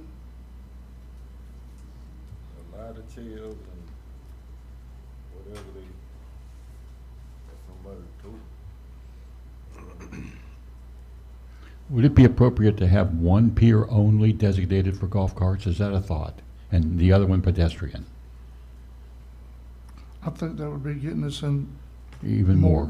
more than what we're Okay. trying to do, to be honest with you. Okay. Because then that just seems arbitrary. Okay. You know what I mean? But, so this motion to deny is the motion to deny the use of golf carts on the fishing piers on both sides, as I understand it. People gonna break the law. Oh, yeah. So, Yeah, I don't know. You know, you give them in, you're gonna take them out. Yeah. No. You gotta be careful. I don't wanna see nobody get hurt. Yeah, and I would ask Commissioners, just to make the record clear, I would ask that we would consider amending our motions to reflect that the reason we're denying is because of the safety issue of mixing pedestrian traffic with golf carts.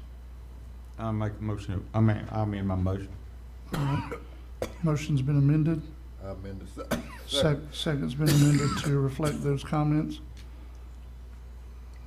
Just like they said, you get one of them kids with a grown folk drunk, a drunk driver, grown folk to other kid, and they get the joy riding, and you got problems.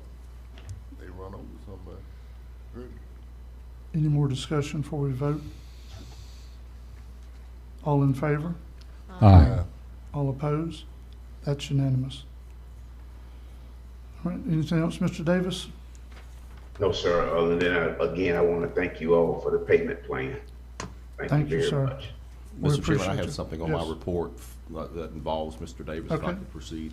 Mr. Davis, I have given to the board this morning a supplemental action item requesting authorization to conduct a public hearing to consider possible amendments to the current beach flagging system, specifically referencing Carabel Beach, because that is a different body of water which is protected by the barrier islands as opposed to the beach flagging system, which is currently in place for the Gulf front public beaches on the Gulf of Mexico.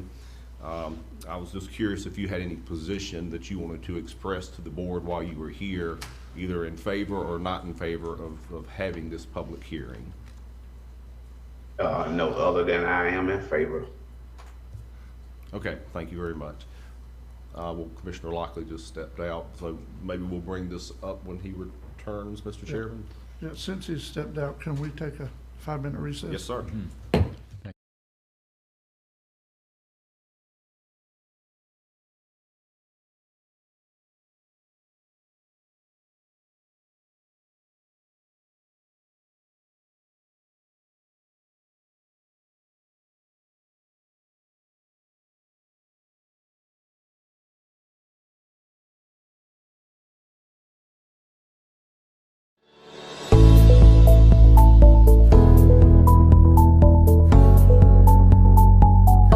Today we're going to discuss congestive heart failure and cardiovascular disease.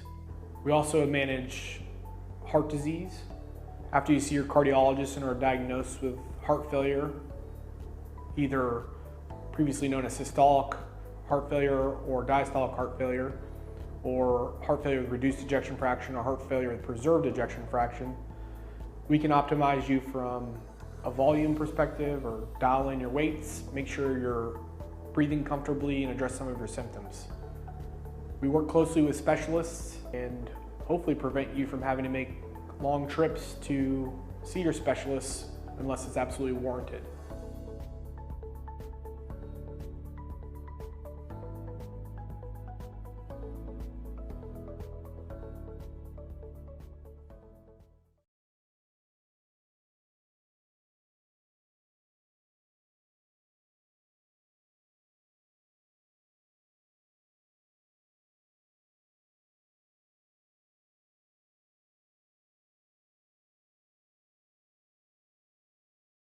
Tiffin, and welcome to my store. I've been in the furniture business in East Point for over 25 years, and this is our fabulous store.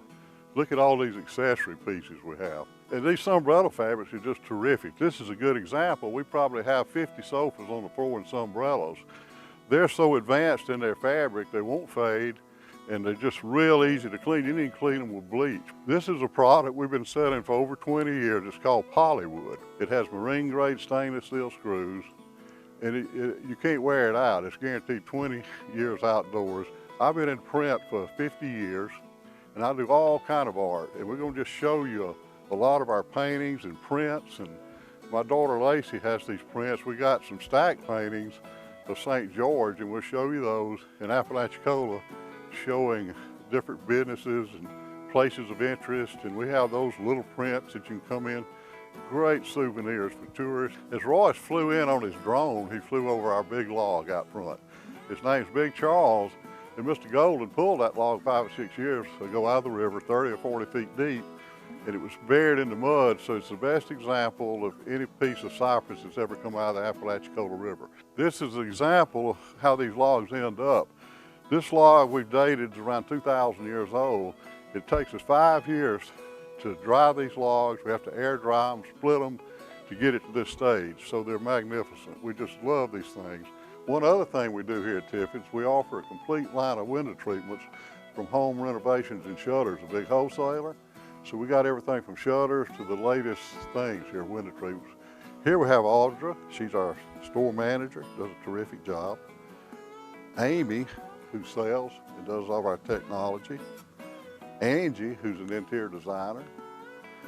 And these girls can come to your home and we can give you advice. You know what to do, there's no charge for it. And then we have Bobby, who's our table maker, and he also helps a little delivering furniture. And we got Nate and Glenn, who deliver furniture that never break anything. They're just wonderful. They've been with me for many, many years. They're just great guys. So we're gonna give you the best possible service at Tiffin's.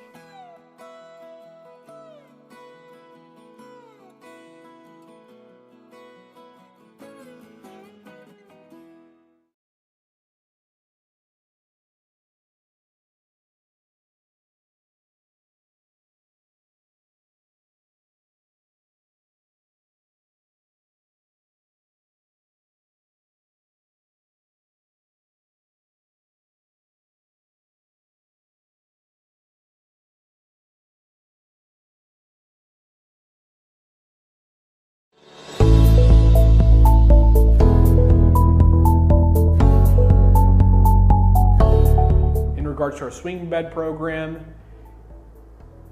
for critical access hospitals, we have these special designations called swing bed, which are inpatient rehab types of programs. We have a nice new physical therapy room with lots of new equipment as well as occupational therapy. We'd love for you to take advantage of. If you've had something like a joint replacement or some sort of significant hospitalization where you've been weakened, you have a family member, for example, who's had those situations in a different area and you'd like them close to you so you can visit them or check in on them regularly, we could always offer those services to your family members so you can be close to provide them with emotional and social support.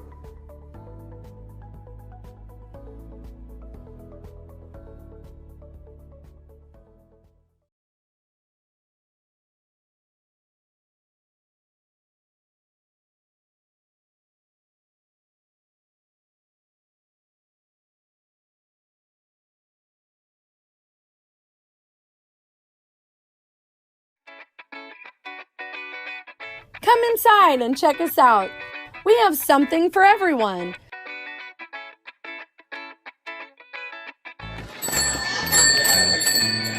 Hello, welcome to Apalachicola Chocolate and Coffee Company. From our handmade chocolates, fudges, delicious old-fashioned caramel, pies, cookies, including the largest Greek wedding and macaroons you've ever seen. We also make the Italian-style ice cream called gelato, which is adult-tested and kid-approved. We have a full menu coffee bar, from lattes and cappuccinos to some of our signature drinks, such as our affogatos and black bottom coffees. And don't forget about the famous crafted coffee blend. We also roast our coffee beans on site, so it's super fresh. Don't like coffee? We also have teas and lemonade. If you're hungry, we serve breakfast sandwiches on our homemade bread, or we have New York water bagels. Or try the biscuits and gravy that are to die for. We also have lunch sandwiches and soups. We do carry some gluten-free and vegan options as well. Hear what some locals have to say. I love the biscuits and gravy. You know something? The coffee here is great. I love the ice cream of the chocolate company. So come check us out and stay a while. In here, it's just like Cheers, where everybody knows your name. Oh, hey, Dan.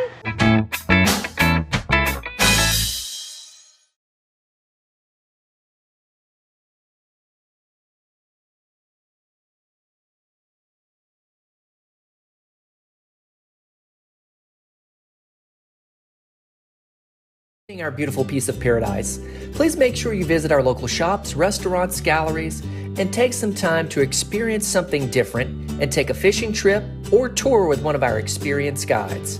Our neighbors and their businesses are the heartbeat of our community. Thank you for visiting, and remember to shop local, eat local, and fish local. This message is brought to you by the Apalachicola Bay Chamber of Commerce.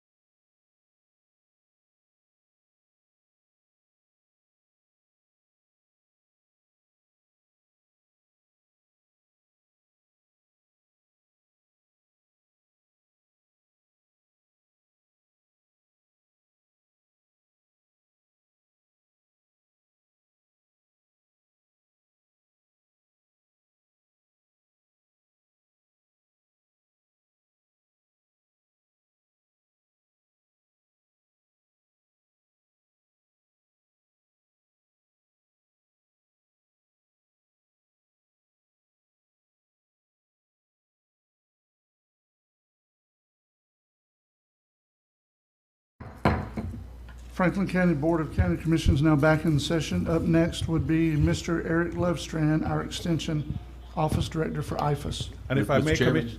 Yes. I'm sorry. Oh, I'm sorry. Mr. Chairman, we're going to take action on the request for a public hearing for the beach flagging system. Okay. Before we broke, we wanted to wait for the full board to be present. So I'm asking the board for a motion to authorize a public hearing to consider making amendments to the beach flagging system. So Okay. move. Okay, we have a motion to approve that public hearing. By Second. Commissioner Ward, second by Commissioner Bolt. Attorney Schuler? Yes, sir. So in doing this, we're going to take the two different ordinances we have and try to combine them? Yes, sir. We're going to completely overhaul a proposed ordinance. I will draft it Right. for your consideration, but it would be a complete overhaul of the current flagging system because Okay.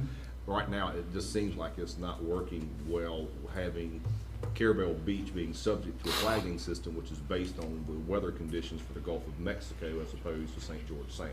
Now, what that proposal is going to look like, I don't really know at this time. Yep. But I will draft a proposed ordinance, provide it to the board, and then you'll give me some guidance either to approve it as submitted or approve it with modifications or deny it. Right. And it also, what's kind of come to the forefront with the different ways that we're able to make the public aware of what the beach flags are in the county. I don't know if the rest of the commission's aware of this. I was just made aware of it last week. From the county website, the tourist development app, all the different ways that people can look at the flag system in the county. This year, let me just tell you, there's been 375,000 views of our flagging system.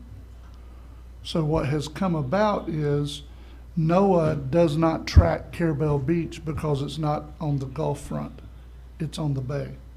So when we're putting a flag at Carabel Beach, we're doing that solely at our discretion, and it's arbitrary. So I think we need to reconsider having flags at Carabel Beach. Not because Carabel Beach is not a valid beach, but it's not a Gulf front beach, and it's not something NOAA tracks. So if we're using NOAA's tracking system with it, I think we need to have that considered in what we do when we update this ordinance. Anybody else have any thoughts on it before we move on? Or any more discussion before we vote? Sorry. Tracking system gonna use? We use the one provided by the National Weather Service. Yeah, because Commissioner, in other counties that are larger and actually have paid lifeguards, paid staff, they're able to make those decisions and those calls because they're trained to do so. We don't have anybody like that, so we use NOAA's system, which tracks Alligator Point, St. George Island, is where it tracks. All right, all in favor? Aye. All opposed? That's unanimous. We'll have a public hearing, sir. Thank you, Mr. Chairman and Commissioners. Yes, sir. Mr. Chairman, before you go to Eric, I just want one more time to announce to everyone that's holding for the public hearings that should have started at 10:30, that we know we have two more director reports to go over. Then we'll start our public hearings in the order in which they are on the agenda. Okay? Thank you, sir. Mr. Eric? Good morning, Commissioners. Morning. I don't have anything extra for you today. Okay. And I would like to echo Mr. Davis's remark regarding thank you to the board for all of your hard work on the pay plan for the county, and specifically to Ms. Griffith as well and the Evergreen Consulting Group and Mr. Marone. They're all doing a great job. Thank you, sir. Anyone have any questions or concerns for Mr. Eric while he's present with us in the meeting? Thank you, sir, for having been here today. Appreciate it, Mr. Eric. Thank you. Okay, up next, our library director, Ms. Whitney Roundtree. Good morning, Commissioners. Morning. Same thing. Thank you again for the pay plan. I'm here today to talk to you about library staffing and retention issues. So I'm going to parrot some of the stuff that was said during the review of the study. First, I'm here to ask for approval to once again advertise and fill a full-time library assistant position for a starting salary of $25,000. This position was vacated by the resignation of Ashley Kim at the East Point branch. We've had an employee retention issue over the past year. Looking back, we've lost 2 full-time employees to better job opportunities and 2 part-time employees to personal and health concerns. Sorry, where was I? Oh, I did conduct exit interviews and employee feedback surveys. Lack of opportunity for advancement and higher compensation is a concern for almost all library employees. It's an entry-level position with base level pay and nowhere to go.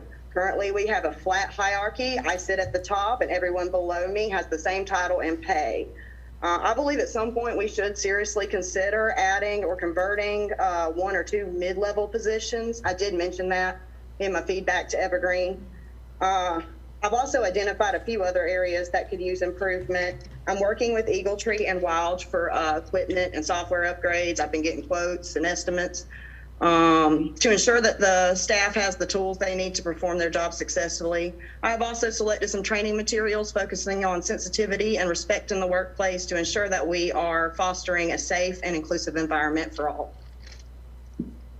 Okay.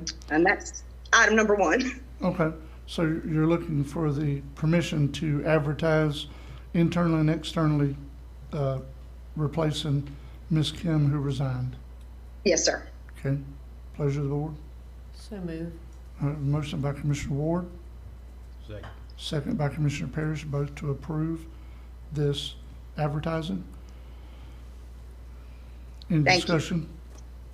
Yeah, how many people we done lost over there? 4, 2 part-time and 2 full-time.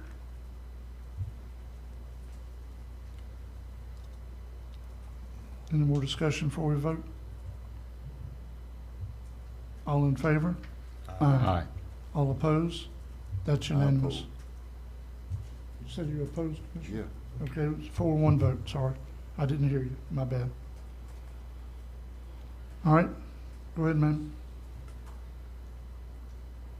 The second item, at the budget hearing, I mentioned that I would like to transition part-time employee Nancy at the Carabel branch to full-time.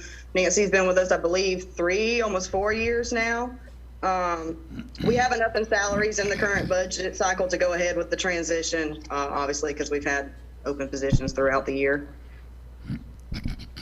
Okay. Pleasure of the board. So move. Okay, we have a motion by Commissioner Ward to approve. Second. We have a second by Commissioner Bolt. Any more discussion before we vote? Yes. Yes. The transition from the permanent part-time position into a full-time position, that's going to take effect October 1st. So as far as, you know, if the move occurs before then, the budget hasn't been formally adopted. So there is always that risk that, you know, the position may in turn not be full-time on October 1st. So just kind of keep that in mind. I mean, most likely it will, you know, unless there's a change of heart on the board. But Explain to me what you're saying, I'm sorry. the position transitions to full-time effective October 1st.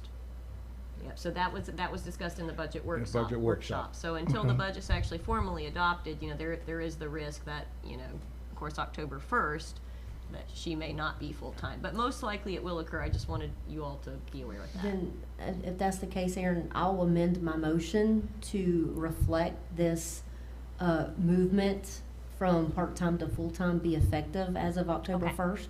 Okay, that's good. And I'll second that amendment. All right, so the first and second have been amended to reflect that it'll start October 1st of 2021, moving Ms. Cuffman from part-time to full-time library assistant. Any discussion before we vote? So what you just voted on just a while ago? We never did vote. Oh, I think he meant the first one. Oh, the first one was the ability for her to advertise permission for hiring a full-time employee, Yeah, for vacant full-time. a vacant full-time employee. What you had 2 full-time? No. I mean, what she had 2? Okay, so the one with a full-time, that person resigns, so she wants to fill that. This is what we talked about at the budget workshop, where she's converting a part-time position to a full-time position. And that's something that the board gave a nod to during the budget workshop. So this is what she's asking for, cannot happen until October 1. Yeah, I'm only asking because we're short-staffed. And with the filling the position, the vacant position and the transition, that would give us 2 full-time employees at both branches. So we do have 2 locations that I have to staff. That answer your question, Commissioner? No, but they having a lot of turnover though. I don't know what's going on. Yeah, that's what I just spoke on. All right. So any more board discussion before we vote?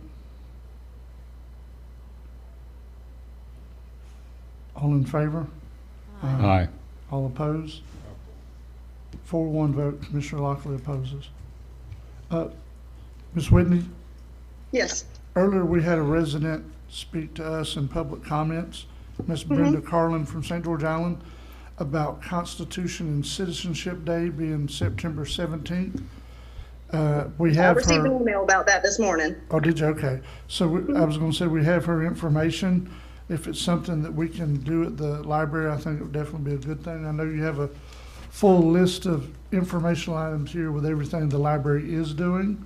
We thank you for that, but if any accommodation or consideration can be made per the citizen request, please follow up on behalf of the board. I will, we sure can. All right. Anyone else have a question or concern for Ms. Whitney while she's here? All right, thank you, Whitney. Thank you. Now, Mr. Chairman, if we could, I'll go to page 9. Basically, we'll get to Mr. Mosteller and Mrs. Schweitzer Mills here after we deal with the public hearings. Okay.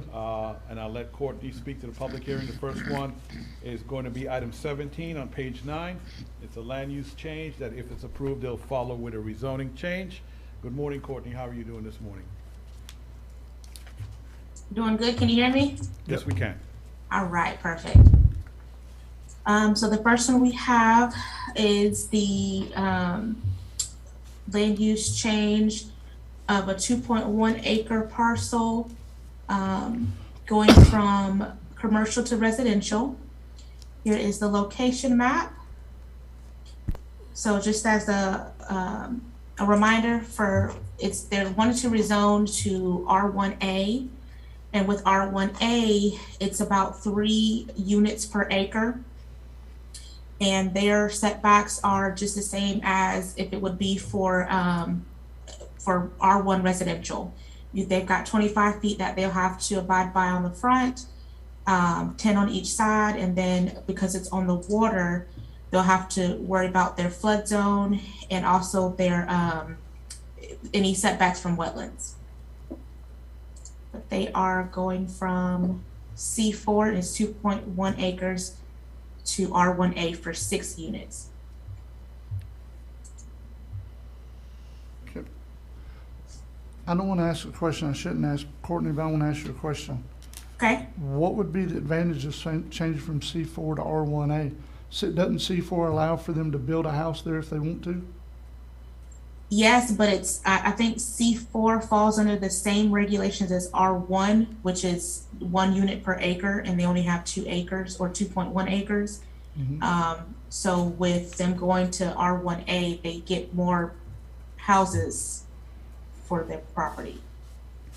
Okay, but we're also doing away with commercial property in Lanhart. Correct. When we recently had problems changing property to commercial property in Lanhart. I just want the board to keep that in mind. Yeah. And Miss Carol is on the line if you wanted to ask her a few questions or if you wanted her to speak or anything. I don't have any questions, and the rest of the board does. We can definitely do that. See if I can. Michael, do you see her on there? Oh yeah, Miss Carol. Yeah, let me allow her to talk. I wasn't sure if you wanted me to do that. Ms. Carol, if you would, what is it, Courtney, to unmute? I haven't said that in so long. I apologize. Unmuting Ms. Carol would be *6. Yes. Oh, just hit, oh, she's unmuted. Okay. She's in a, I'm sorry, smart device. Ms. Carol's available for any questions that the board may have.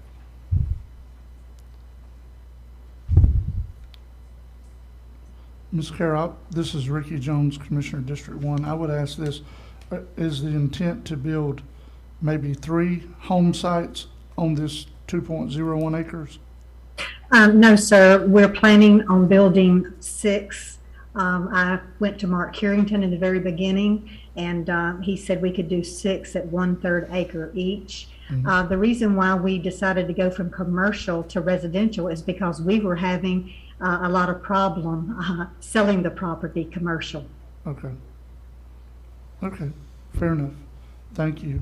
Thank you. Anyone else have any questions? Mr. Chairman, just a clarification for the record, this is a public hearing on a land use change request. The potential density, which may or may not be allowed on the property, is not particularly relevant to that decision. So I just didn't want the applicant to think that somehow, if the board were to approve this land use change, it doesn't mean that the board is approving 6 units of density. I mean, that's a step down the road in the future that will be made by Mr. Carrington in the Planning and Zoning Office, assuming that the land use should be changed.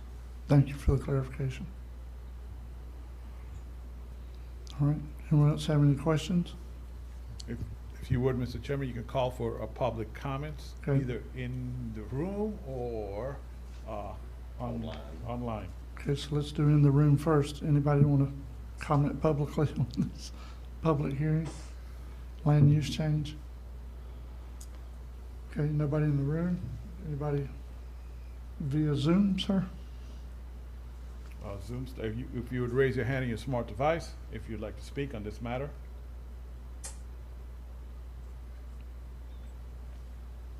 No, sir. Okay. Seeing no public comments, it's the pleasure of the board. Mr. Chairman? Yes. Am I looking at this map correctly when it shows commercial property on the left and commercial property on the right, and the applicant is wanting to rezone to residential in between those two commercial parcels? It's a way to, I don't know, I don't know what's going to the left. It says C. That, to me, that tells me it's commercial. It doesn't say if it's C1 or C4 or. Let me find the original map. Hold on. You know what map he's looking at? I think this is for that. I think that C is for the shaded area. Oh, he's looking at the map that was on the notice, Courtney. Yeah. Okay. Let me see if I can pull up the zoning map. Do you have a better map, Courtney? Let me pull it. Yeah, let me pull up the zoning map for that area. So you have a better.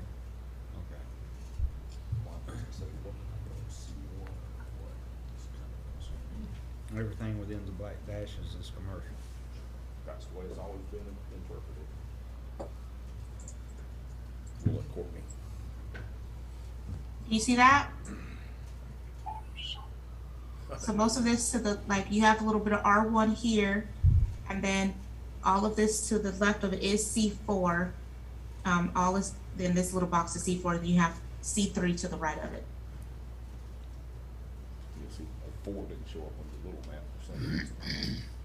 So the lots that are to the left that are numbered, or to the west, that are numbered 1 through 12. 11 or 12, yeah. 12 are Those are all commercial. C4. Okay.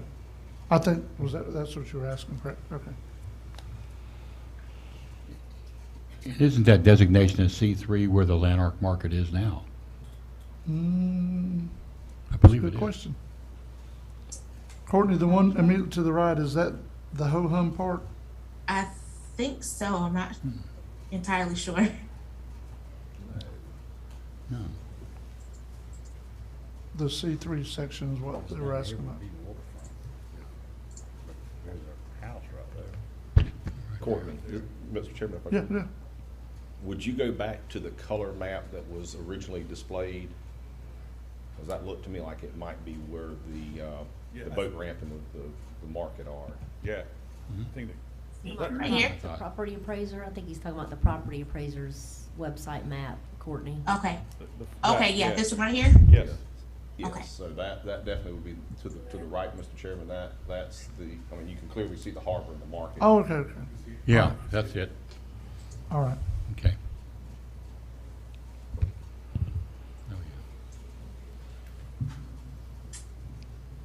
And I believe to the left of it, it's mostly all residential. Most of them have docks. A lot of those are residential houses Yeah. that they built in C4. That's knowing 100% where it's at, and that's what I was trying to narrow down. That's a pretty high and dry piece of property, though. It's not really low through there.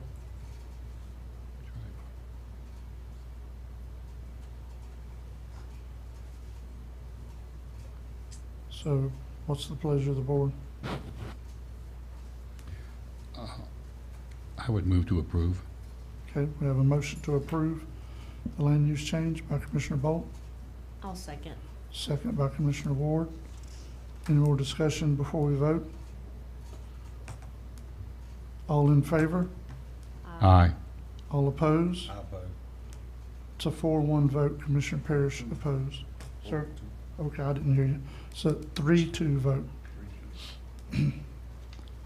With Commissioner Parrish and Commissioner Lockley opposing. Okay, carry on, Courtney. Okay, so now that we have the land use change out of the way, the next one would be the zoning change to go from C4 mixed use residential to R1A single family residential subdivision district. It's the same. Mr. Chairman, I think the board could go directly to public comment. I mean, you've already discussed this, Okay. this among yourselves, and so we're Right. not trying to limit any conversation among the board, but Right. I think that's good to proceed that way. We've discussed it quite a bit so far. So is there any public comment in the room about this rezoning? All right, what about on Zoom, Mr. Merle? Anyone online would like to comment on this? Please, I see one phone caller. You can hit *9 to raise your hand. Everybody else could just use their smart device to indicate that they want to speak. No response, Mr. Chairman. Okay. Pleasure of the board. So move for approval. We have a motion to approve by Commissioner Bolt, I'll second. second by Commissioner Ward. Any commission discussion before we vote? All in favor? Aye. All opposed? I oppose. It's a 3-2 vote. Commissioner Parrish and Commissioner Lockley opposed. All right, go on, Courtney. Last but not least, we have the Schultz, who are rezoning a 1.23 acre parcel. Yeah. Hold on, I'm sorry, Courtney, let me do something about that. I apologize. Okay, we're good now, Courtney, I apologize. Okay. That was Miss Carroll talking in the background, but we got it fixed. We're good. Okay, we have rezoning of a 1.23 acre parcel from C2 commercial business district to C4 mixed use residential. The property already has something on the property. They're just trying to make the property in compliance with our regulations, with how long it's been there, so that they can sell the property. What they got on it? This has been on there for years. It's like I want to say it's like a house.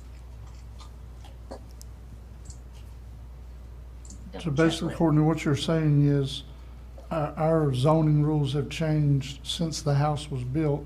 Correct. And it's presently zoned C2, but C4 is what it should be zoned. Correct. Okay. And they're just trying to be in compliance. Okay. So they said on the property appraisal, they said it was a single family residence. Is what they have it as. I'm trying to get I'm sorry, Mr. Chairman, a better map. This is, if looking at the map that you have submitted with our agenda packet, it looks like this property's on Oak Street, which is the property we're just talking about, was just south of this area. So it's actually not on the main thoroughfare of Highway 98. It's actually kind of tucked in behind kind of on the back road there in Lanark Village, is that correct? Yes. Right in this little area right here. Mr. Chairman, Ms. Schultz is on the line with her hand raised. Would like me to unmute her Okay. so she can. Yes, please. Okay, Ms. Schultz, if you would go ahead and unmute your microphone, and you might need to turn that Yes, down. good morning, gentlemen. And ladies. I'm gonna have to mute you. you have Ms. two Schultz, could you devices? turn down, you either have two devices on, or I need you to turn down the device that you are on so that there's no feedback. And I'm going to ask you to unmute one more time. Let's try that again.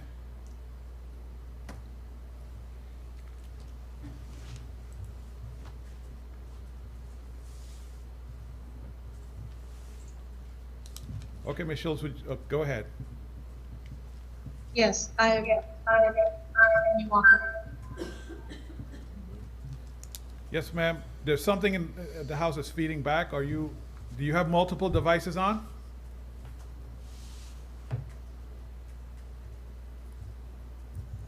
Elizabeth, you might have to disconnect with the phone. If you did the dial-in as well, you might have to disconnect with the phone because we can hear you Yeah. on the actual Zoom. Okay. So that was her number. Okay, Ms. Schultz, could you try again? Yes, can you hear me now? Perfect. Yes. There we go. Here they go. Oh, excellent. I'm so sorry about that. New technology and I'm old school. All good. Me too. So we asked for this rezoning simply to comply with what has already been, this has been about all this time. This is the plaza that has the restaurant as well as an Airbnb, and there's also an apartment residence here. We live here. So it's a multiple use property. Thank you, Ms. Schultz. Anyone have any questions? I've observed everything that she said about that property. It has many different focuses on that property. Okay. Pleasure of the board. Before you do, sir, could you answer public comment in the sorry. room? And Yes, any public comment in the room before we take action? All right, would ask on Zoom, please, sir. anyone online would like to comment on this? Please do so by raising your hand. No, sir? No Okay. comments. No requests. Seeing no public comment, it's now the pleasure of the board. So move for approval. Have a motion to approve by Commissioner Bolt, I'll second. second by Commissioner Ward. Any discussion before we vote? All in favor? Aye. All opposed? That's unanimous. Okay, carry All on. right, that's all I've got. Okay. Thank you very much. Michael, why they gonna put the locations on these things? I'm sorry, sir. So, Why the locations? Like Lanark Village, East Point. yeah, Okay, it's so hard to Courtney, determine sometimes. yeah, Courtney, what they're asking for is the same way you do it for the Planning and Zoning Adjustment Board, that you put, and that could be me, that's probably me, because I'm the one that put them on there. If you provide me with the actual address, the same way, then I will add it as the heading, and then Okay. from there we go. So that's more me than Courtney, so, okay. Bless you, Okay, sir. that's no Now, problem. I'll do that in the future, Commissioner Lockley. now the next public hearing is not Courtney, but Attorney Schuler. How does this go? Yes, it is. It's his Okay. turn. Okay. Okay. All right. Now, Commissioners, this is a public hearing for the board to consider an ordinance rescinding in its entirety an emergency ordinance adopted in 1981, which only regulated one boat ramp in the county in East Point along Patton Drive. Subsequent to 1981, the board in 2011 and 2021 adopted two ordinances which, when combined, create a comprehensive set of consistent regulations for the public use of all the boat ramps in the county.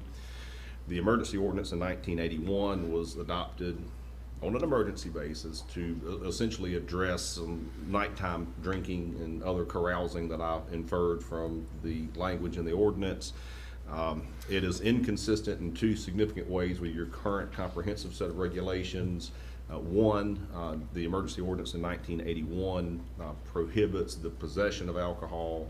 Your current regulations allow possession but not consumption of alcohol at the boat ramps for the purpose of essentially transporting from the vehicle to the boat after you've launched. And the second way that the 1981 ordinance is inconsistent with your current comprehensive set of boat ramp regulations is it establishes an hours of operation limitation, and it is the only boat ramp in the county which has an hours of operation limitation. So the purpose of this public hearing is simply to rescind in its entirety the emergency ordinance from 1981-3 and instead rely upon your two ordinances from 2011-1 and 2021-1 to regulate in a consistent manner all of the boat ramps in unincorporated Franklin County. Unless the board has any questions for me, Mr. Chairman, I would recommend that you now call for public comment. Okay. Anyone have any questions for Attorney Schuler? Mr. Chairman, I think the only thing that I have concern with, and I think Commissioner Parrish brought it up at one of the meetings past, is the hours of operation. I know that we do have people that like to go flounder at night, and if we close the boat ramp, this would eliminate them being able to do that. Well, this is actually going to rescind. This is going to remove the Yes, hours I'm of gonna remove operation, that. Commissioner. Okay, I'm sorry. Yes. No, you're good. And it's been quite a while since we had that discussion, so I can understand, but No, this is going to remove that prohibition. Okay. Seeing no further questions for Attorney Schuler, anybody in the room want to comment publicly on us possibly rescinding this ordinance? Okay, sir, would you?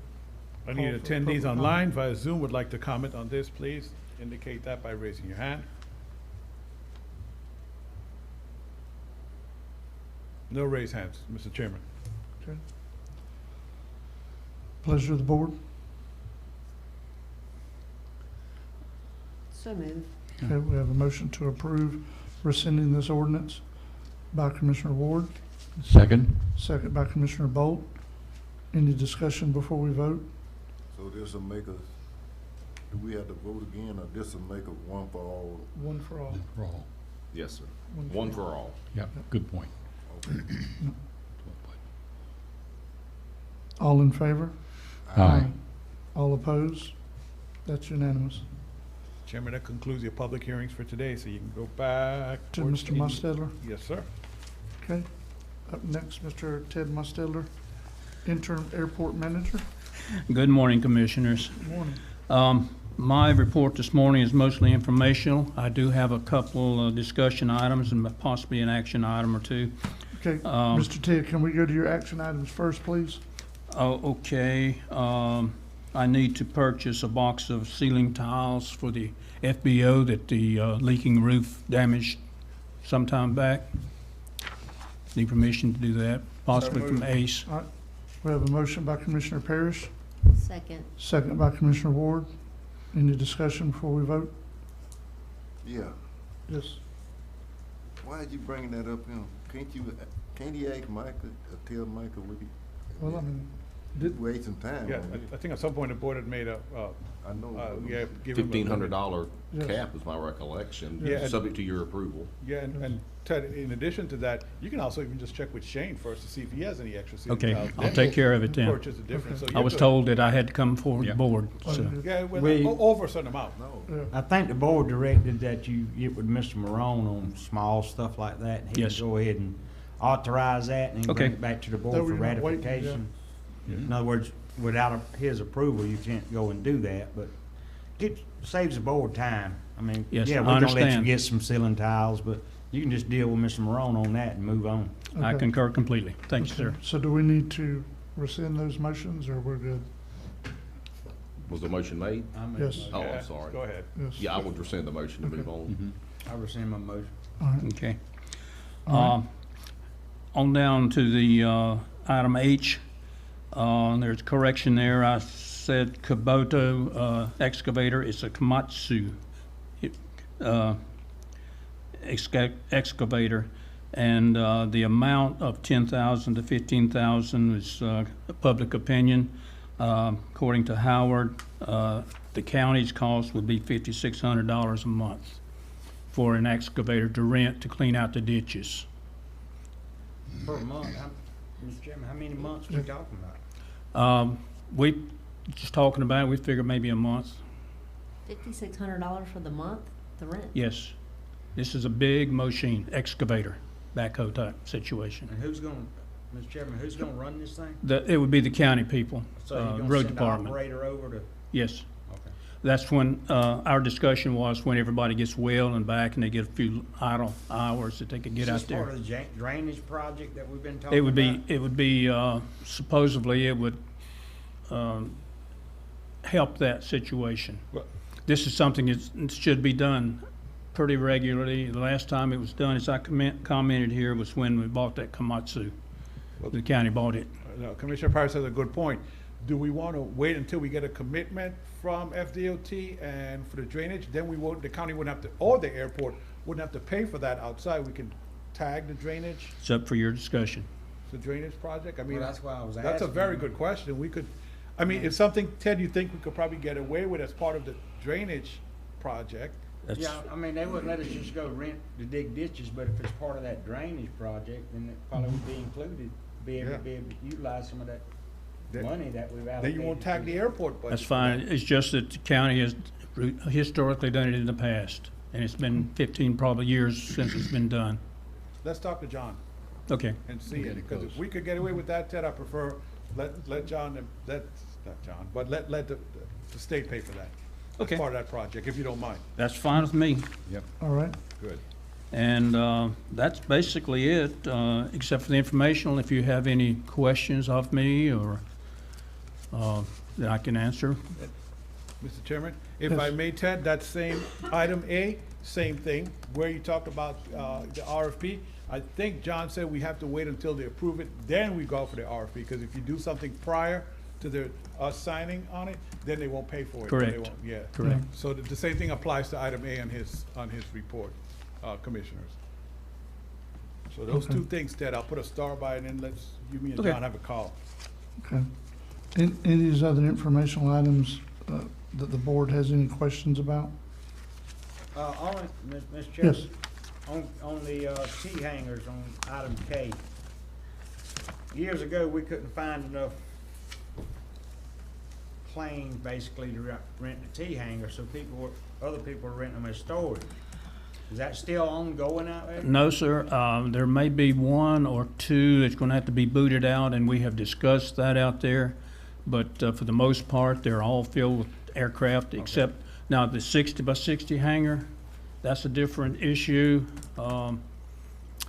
It's supposed to be aircraft in there, and there are vehicles in there. Vehicle? Vehicles, cars, pickup trucks, etc. But that will be, that's another issue coming up that we're going to have to address. Because talking with the FDOT, Quentin Williams particularly, the county has to, I'm sure you probably remember a few months ago, a year or so ago, our grants are being compromised or endangered because the FBO is collecting the money for the T-hangers, and they require that the county collect the money for the T-hangers. So that's an issue I think, Michael, and we're going to discuss in the next week or so in that meeting. I thought we had, Mr. Chairman, I thought we had started collecting that. We turn around and give it back to the FBO operator. Well, But it's you just a have two. formality. Yes, sir. You have two different situations. One is for the hangars that the county rents to the tenants, and the other one are the T-hangars that the FBO collects rent on. And they pocket all that they collect. Yeah, now the FBO, in the current structure, the FBO is responsible for managing all those hangars and keeping up with who owes what, who has the agreements for those hangars and such. Now, we did not realize that the lease was structured improperly because we had always done it like that. I mean, even back in the days of Bill Ruick, where they had actually collected the rent on those hangars. Now, one thing, Centric, their lease comes up, again, I believe in another year, or it would be easy Yes. to change the structure at that point. November next year. Yeah, but as far as for them, I would still envision them being responsible for all of the same things and essentially probably turning the funds over to the county, like you say, and then us just giving it right back to them. Which we would have to talk to Quentin and make sure that that is an acceptable arrangement for FDOT, but it's really just a procedural issue. I don't see it changing, the amount of money that Centric, Yes. Operates on or anything. It's just, I had a very long conversation with Quentin last week about that. Mr. Chairman? Yes. Relative to the FBO collecting hangar rent, does FDOT have any concerns about that policy relative to granting grants to that airport in hangar reconstruction and that type of thing? That's the issue. That's the issue. Yeah. So are we impairing this airport from getting grants relative to who's collecting that money? I think that's a question we're trying to ask. We are. Okay. I don't think we've been denied any grants at this point. They just told us we yeah, they need don't to. particularly We like haven't been denied, but we haven't, have we applied? Yep. Well, I don't know. I mean, you're getting, how much this year? You got 900,000 that we just divided, and then you're gonna get another 600,000 in Yeah. July. Yeah, I think they want the structure changed at some Yeah. point. They Yeah, do so want the structure it's a changed. suggestion Yes. to change the structure. Yeah, strong Yeah, suggestion, very strong yeah. suggestion. Okay, that's And what we I will talk thought. to Quentin. Yes. And try to get some guidance on But Commissioner Bolt, to answer your question, they've never said you're not getting this money because of how the structure is. But we want you to fix it. They did say that. So we're working towards that as the new leases turn over, especially with the FBO, sir. If we look at the new lease and Yes, the FBO. yes, Okay. and we'll bring that back for the board for input if you Okay. guys want to input on that. Okay. That works for me. Good, it's on the record then. Yes, sir. Good. Okay, very good. Any more questions from the board for Mr. Ted? Sir, did you have anything else? Just honorable mention, I did call Duke Energy this morning. There's a cross arm, the three-phase service is serving the airport is broken. And they're taking care of that, I hope, as we speak. There is another issue with that, the sewage pump that we first came up with, that it blew, I found it inoperative again yesterday. And there's a fuse disconnect in the 60x60 hangar, which I have no access to, that we need to address getting that service outside so that we can take care of that. So Okay. that's another just honorable mention. I think I'll talk to Mike Cates if the board concurs Okay. and see what the most economical and best feasible solution there is. Yes, sir. Just keep in mind if it's above a certain amount, we have to. Yes, have sir. to approach it This differently. will be minor. It Okay. won't be any $7,500 like we had last All meeting. right. All right. Thank you, Mr. Ted. Thank you very much, One more Commissioners. question. How's that Jingoli laydown yard coming along? I'm sorry. The Duke Energy laydown Seagola, yard? How's that? They have been clearing the property. When I was out there, I think it was Saturday, I drove through there. They were not working at that time, but it looked like they were sort of finished with it. But I did not talk to anyone, so I don't, other than, it looks like several acres that they've cleared. Commissioner Bolt, I'm glad you brought that up. So let me tell the board, so Jingoli reached out to me the other day. They're looking for 1 or 2 laborers right now, maybe 3, I'm not sure. So if you have any of your constituents that would like to, interested, talk, I don't want to say the project manager's name and give his number out here publicly, but if you guys would reach out to me and let me know, and I'll give you that number. I'll pass it on to you guys. You can pass it on to any of your constituents that's interested in that type of work with Jingoli. Thank you, Commissioner Bolton Ted. I'm glad you guys brought that up. Thank you, Commissioners. Thank you. All right. Up next, Ship Administrator, Ms. Lori Schweitzer Mills. Yep, she's on the line. Lori, if you would unmute. I think it's *6 on your phone. Sure hope.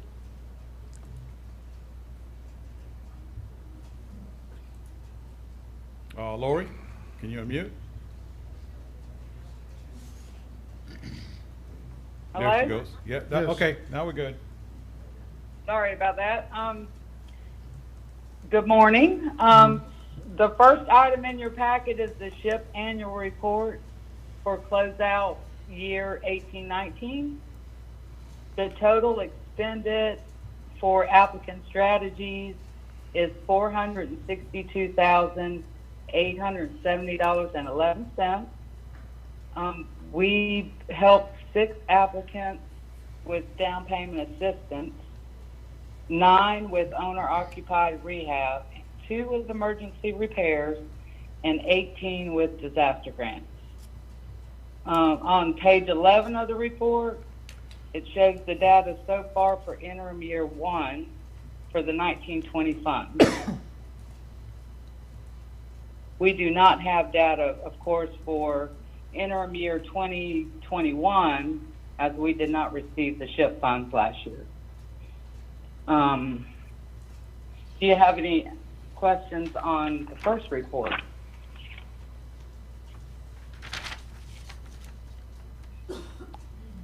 I think we're good, Ms. Lori. Carry on. Okay, so the second report, this year we're also required to submit a report for our Hurricane Housing Recovery Funds for 1920. As of June 30th, the total expended is $855,166.80, and with $188,039.60 encumbered. So we're almost finished with the first pot of money. I am requesting board action to approve the SHIP annual reports for closeout year 1819 and HHRP 1920. Commissioner, Chairman, Yes. do we need to do this in 2 separate motions because it's 2 different reports, Attorney Schuler? Yes, I think that would be appropriate. Okay. I'm going to make a motion to approve the SHIP annual report for closeout for fiscal year 2018-2019. Okay, we have a motion to approve that report by Commissioner Ward, Second. second by Commissioner Bolt. Any discussion before we vote?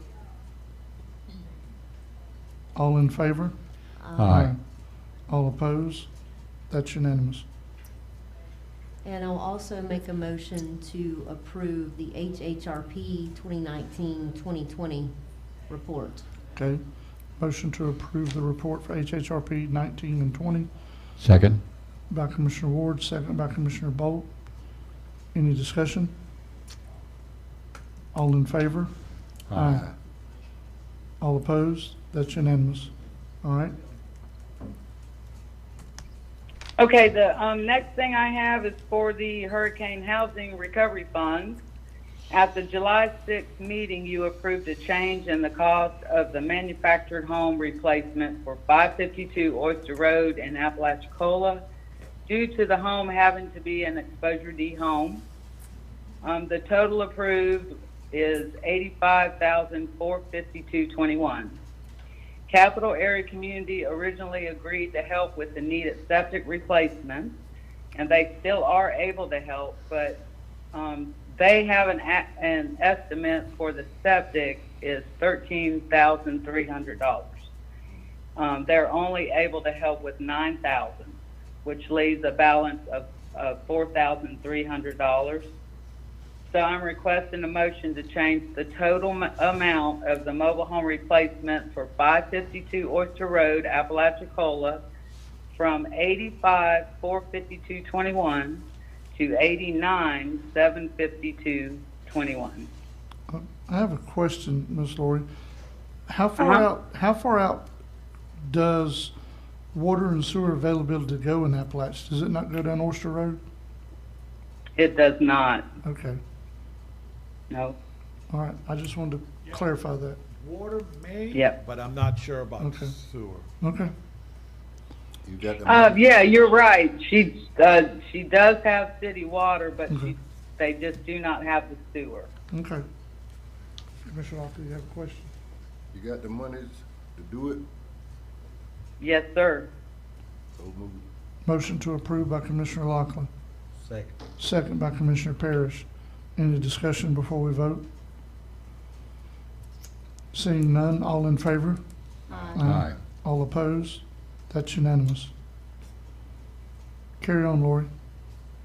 Okay, so the last thing I have today, just something for you to consider for the down payment assistance program. Currently, the down payment assistance purchase price limit is $175,000. I've spoke to, potential home buyers and a few local realtors. I'm being told that it's very hard to find a house right now for $175,000.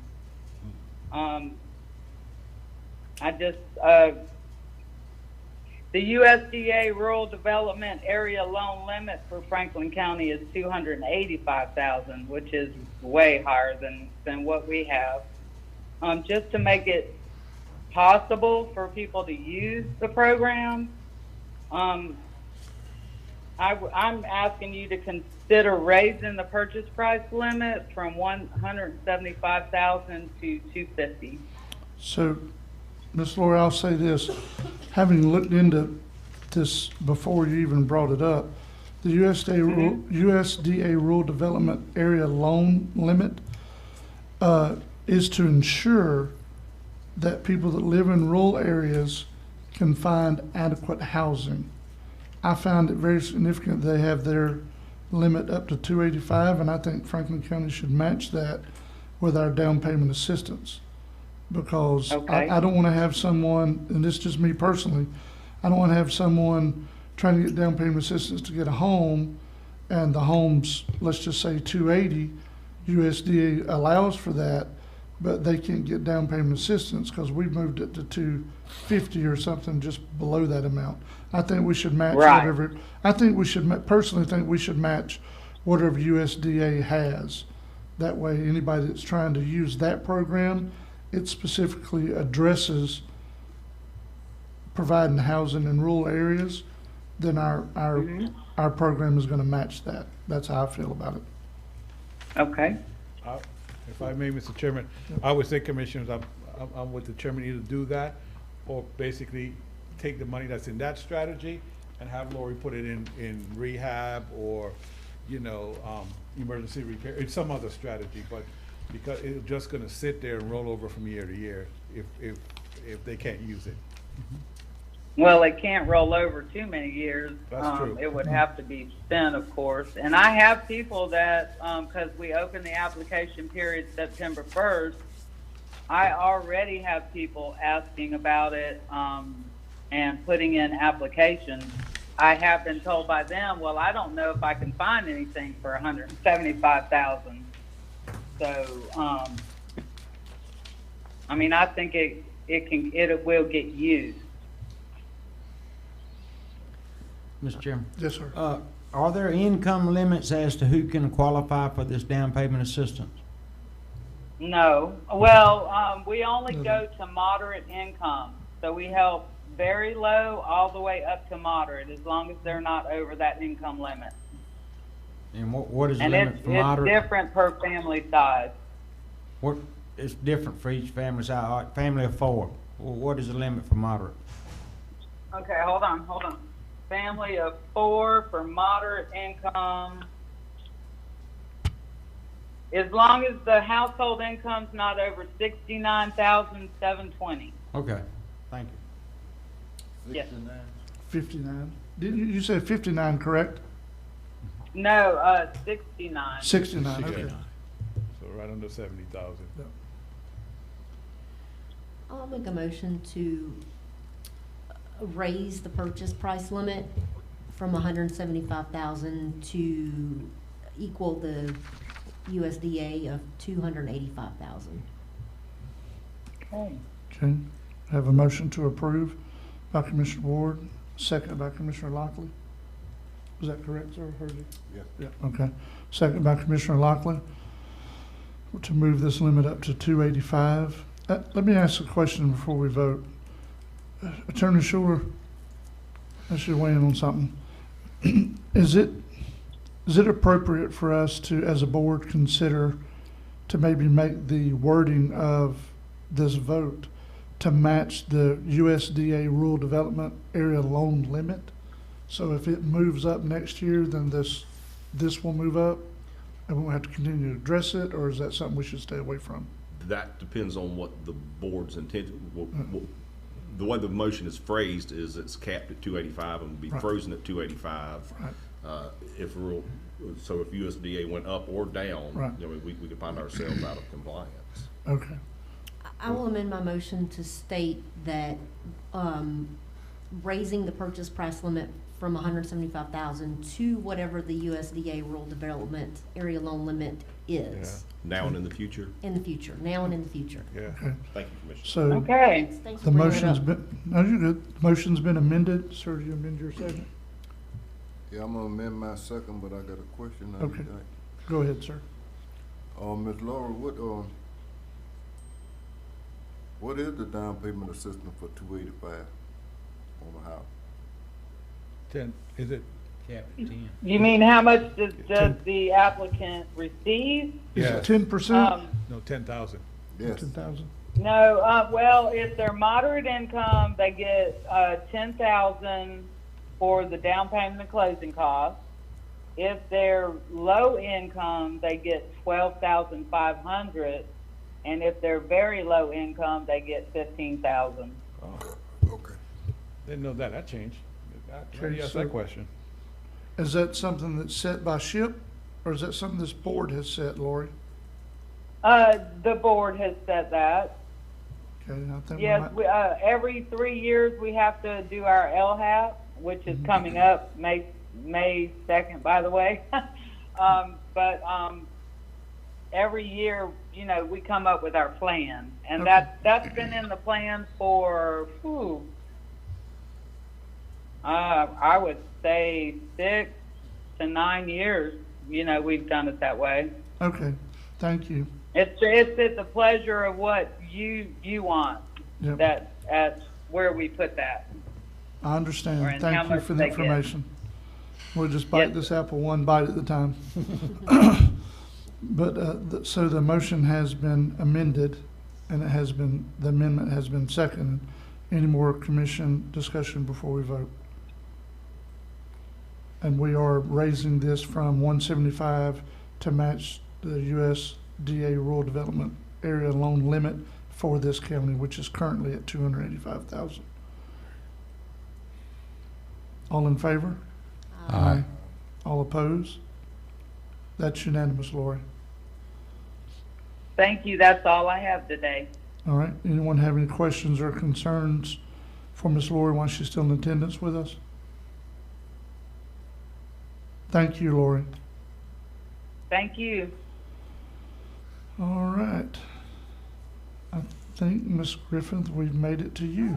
Oh. Our fiscal manager. Okay. Carry on.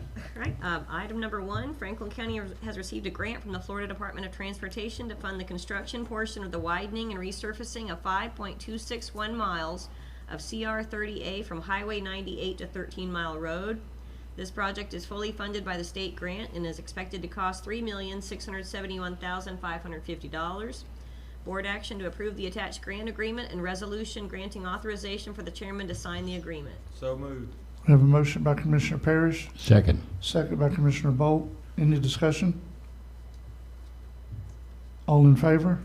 Aye. All opposed? That passes. That's great. Commissioners, and on the next two, there were resolutions that were actually sent in your emails, or that was actually uploaded to the agenda packet, and there was an error on these two. It is the resolutions actually reference the SCOP program, and it's actually a SCRAP program. So those that I handed out to you all do reflect the correction today. So. Item number 2, Franklin County has received a grant from the Florida Department of Transportation to fund the design and construction cost to widen and resurface approximately 2 miles of Highway 67 from Crooked River Bridge to State Forest Road 166. This project is fully funded by the state grant and is expected to cost $1,970,050. Board action to approve the attached grant agreement and resolution granting authorization for the chairman to sign the agreement. So moved. We have a motion by Commissioner Bolt, second by Commissioner Lockley for approval. Any discussion? All in favor? Aye. All opposed? That's unanimous. Thank you. Good. Okay, third item, Franklin County has received a grant from the Florida Department of Transportation to fund the design cost to widen and resurface approximately 1.8 miles of Highway 67 from State Forest Road 166 on to State Forest Road 172. This project is fully funded by the state grant and is expected to cost $142,069. And again, board action to approve the attached grant agreement and resolution granting authorization for the chairman to sign the agreement. So move. We have a motion by Commissioner Bolt, Second. second by Commissioner Ward for approval. Any discussion? Seeing none, all in favor? Aye. All opposed? That's unanimous vote. Okay, item number 4 is for information and guidance from the board. The grant application window for the 22-23 Florida Department of Environmental Protection's FERDAP program opens on October 1st and closes on October 15th. The FERDAP program is a competitive award program for enhancements to parks and recreation facilities. A proposed FERDAP project must be for one of the 3 following categories: acquisition of land for public outdoor recreational purposes, development and or renovation of land for public outdoor recreational purposes, or construction and or renovation of a public recreational trail.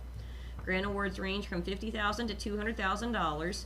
There is no match required for awards of up to $50,000, a 25% local match requirement from $50,001 to $150,000, and a 50% local match requirement for requests in excess of $150,000. Are there any parks or projects that come to mind that the board would like to consider for a FERDAP program application? Recently completed projects in Franklin County through FERDAP funding includes the $50,000 for a new football/soccer field and basketball court at D.W. Wilson Park in 17-18, and $50,000 for the relocation of the T-ball fields, playground enhancements, and field netting at Vrooman Park in 15-16. Mr. Chairman, yes. I would like to try to submit this grant. Speaking of the netting at Vrooman Park, it's needs to be redone in addition to many other things. I actually sent a whole slew of things for Mr. Davis to look at, and I can certainly forward that list to you after the meeting. It's too much to go into right now, but absolutely, I'm all for that. Okay. Yeah, and I also, we've talked about for a while, and we've done what we have been able to so far at the playground at their Lighthouse Park for the children. Last year, I think we replaced a swing set. That was done with Fonda's budgetary funds. But having the availability to go after a grant like this, I think we maybe could do some additional stuff there to make it, if you're dealing with hot sand, I think maybe we could do something to spread something across where that playground's at, so it won't be just hot sand.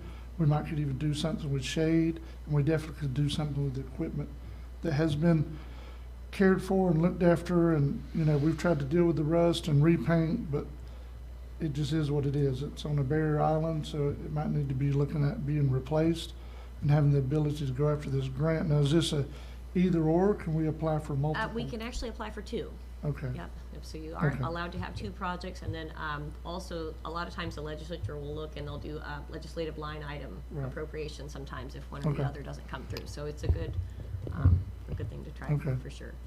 So I would like to look at doing that Okay. over. Okay, so we have the island, and then Lighthouse Park. if you could send me your list, that would be good. Yeah. There's a potential third area. Mhm. Believe it or not, it's in Lanark Village, right at the corner of Hefferton and Oak. The county owns about an acre right there, which is currently grassed in and everything. Sheriff Coulter recommended about a year ago that we might consider that as a location for maybe a basketball court or some recreational area for the growing number of children population in Lanark Village. Now, I think that might be an appropriate place to look at it. Good, sound good. Sounds That's the way to talk about the basketball court too, was that? Did he talk about a basketball court a few years Yeah, ago? that's what one suggestion was. Yeah, It could okay. be other implements as well. Yes, sir. I know where, I just want to make sure the same spot we're Yeah, talking about. yeah. Yes, sir. Was that it, Aaron? That's it. Okay, I do have something I'd like to bring to while we're talking about your report. I don't know that we need to do it, But Mr. Solomon and I are traveling, your TDC administrator, are traveling tonight, actually early in the morning, down south for the Visit Florida conference, because our TDC is going to receive some sort of award for the phone app we did. I don't know what it entails, but the TDC board's already approved travel. It's in our budget, but I didn't know if this board might need to approve that travel expenditure for myself. Yes, they would need to approve the travel expenditure, and then also, any travel reimbursements, of course, would use all of the same forms that the county has in place for our travel reimbursement policy. So. Second. We have a motion by Commissioner Lockley and a second by Commissioner Parrish for approval. Any discussion? Seeing this wasn't on the agenda, Mr. Morone, I don't think there's anybody in the room. See if everybody in Zoom wants to comment before we vote. So we can build some parking. There you go. Is there anybody attending by Zoom that would like to comment on this? If you would just hit the raise hand feature. None seen, sir. Okay. Any more discussion before we vote? All in favor? Aye. All opposed? That's a unanimous vote. Yeah, I tell you, when they give you that award, them give you a check. It needs to have money with it, right? Trophies are good, but money's better. So give back the award and take a check. Is that what you're saying? But that would be, Commissioner, like I've heard people say before, it's good to be patted on the back, but I'd rather have it in my paycheck. Yeah. Thank you, Commissioners. That's all I have. Anybody else have a question or concern for Ms. Griffith while we're at this time in the meeting? Thank you, Aaron, for everything. And just know, this was the light part of the day. The heavy part's coming later. Oh, yes. Oh, no, it'll be fine. Go ahead, Mr. Morone. Still on the County same Coordinator. page 10 to the bottom, my item A, under 22. At your last meeting, the board opened and read aloud submissions received for the county's request for qualifications advertisement for Fort Coombs Armory Architectural Services. There were 3 packets submitted, and of the 3, Gilchrist Ross Crowe Architects of Tallahassee was the highest ranked firm. If the board accepts the committee's recommendation, the ranking committee that is, staff will set up a meeting as soon as possible to start contract and pricing negotiations, and then discuss a timeline for installation of the fire sprinkler system, repainting of the interior, and refinishing the floors. I need action to accept the committee's recommendation and start negotiations with Gilchrist Ross Crowe Architects of Tallahassee to perform architectural services for the Fort Coombs Armory Rehab Project. So moved. Okay. Have a motion to approve by Commissioner Parrish, second by Commissioner Lockley. Is it just me or I'm the only one that think this sounds like a law firm? I know, isn't it scary? Anyways. So we do have a motion and a second. All in favor? Aye. All opposed? That's unanimous. Moving over to page 11, item B, the board at your last meeting extended indefinitely access to the unused remainder of the federal FFCRA emergency paid sick leave for employees that had not used all the provided 80 hours if an employee was unable to work, including able to telework, because the employee, 1, was subject to a federal, state, or local quarantine or isolation order related to COVID-19, or 2, had been advised by a healthcare provider to self-quarantine related to COVID-19, or 3, was experiencing COVID-19 symptoms and was seeking a medical diagnosis. Employees would still need to complete the emergency paid sick leave request form for eligible reasons 1, 2, 3 above to utilize this leave. During the discussion, the board requested that I contact the county's labor attorney for a recommendation on new employees hired after March 31st, 2021. That was the county's expiration date of this policy, entitlement to this leave. Attorney Carson stated that this extension of the FFCRA emergency paid sick leave does apply to new hires with the same restrictions as employees hired prior to that date. In his recommendation, Attorney Carson also suggested putting a date-specific end to the policy, and if there are further extensions from that date, restricting it to current employees only. So, I just basically need some direction from the board. How do you want us to proceed? Again, it was indefinite. He's saying maybe you want to cap it at a certain date for now, and then when you get to that date, revisit. But when you get to that date, consider not allowing any more new hires to get the leave, if that's the board wishes. Mr. Chairman, we don't have an actual, I know, but there's a reports of potentially printing up of a report to see how many employees are left, because I have a feeling that most of them are pretty much maxed out and utilize this time, I would imagine, right? I know that was I think I'll have discussed to at talk to last Lauren. meeting. Yeah, we'd have to get that from the clerk's office to see. And I know this is federal, you know, I do feel bad for the employees that, you know, because a lot of times they're on, say they were quarantined because they had a exposure, and now that themselves are sick with COVID, and now that, what is it, 80 hours is gone. Mm-hmm. And now they're running out of time, and they're in the hospital and sick, and don't know how they're gonna get paid, and, you know, get a paycheck, worried about all that. And I don't like that, I don't want that, but I do understand that we've gotta, you know, put it into it at some point, because it is federal. It's not really anything that we as a county can go against or do anything differently, I'm assuming, correct? Yeah. Well, Mr. Chairman, I understood that the federal stuff's gone. It is. Yeah, gone. it expired. Yeah, So so it's this is, coming out. Yeah, so what we're doing, Commissioner Ward, is actually extending that federal program. So we've that's kind what- of gone above and beyond, is what we're Yes, saying, yeah. yes. Now, I understand a couple of things. They still can use their regular sick leave that the county gives them, you know, as a benefit. And they also can, we have a program where, well, no, you guys have a policy that if someone runs out of sick leave, we're able to donate from other employees that may Okay, have. I was gonna ask that too, if we Yes. can donate. Okay, Yes. that's Yeah. good. I don't know, I mean, like I said, COVID, I guess we can do it, what was December 31st, I think was the original Yeah, of thought? this year, yes, ma'am. Okay, I'll make a motion. Do we need to make a motion, I guess, to, okay. I want to make a motion to extend the COVID emergency paid sick leave to December 31st of 2021. But, and it's gonna include new hires, is what you're saying, right? Yes, it will include all new hires between now and December of 31st, 2021. Do I need to amend my motion to reflect that? No, because No. that's, no, the Okay. attorney, yes, the labor attorney already stated that.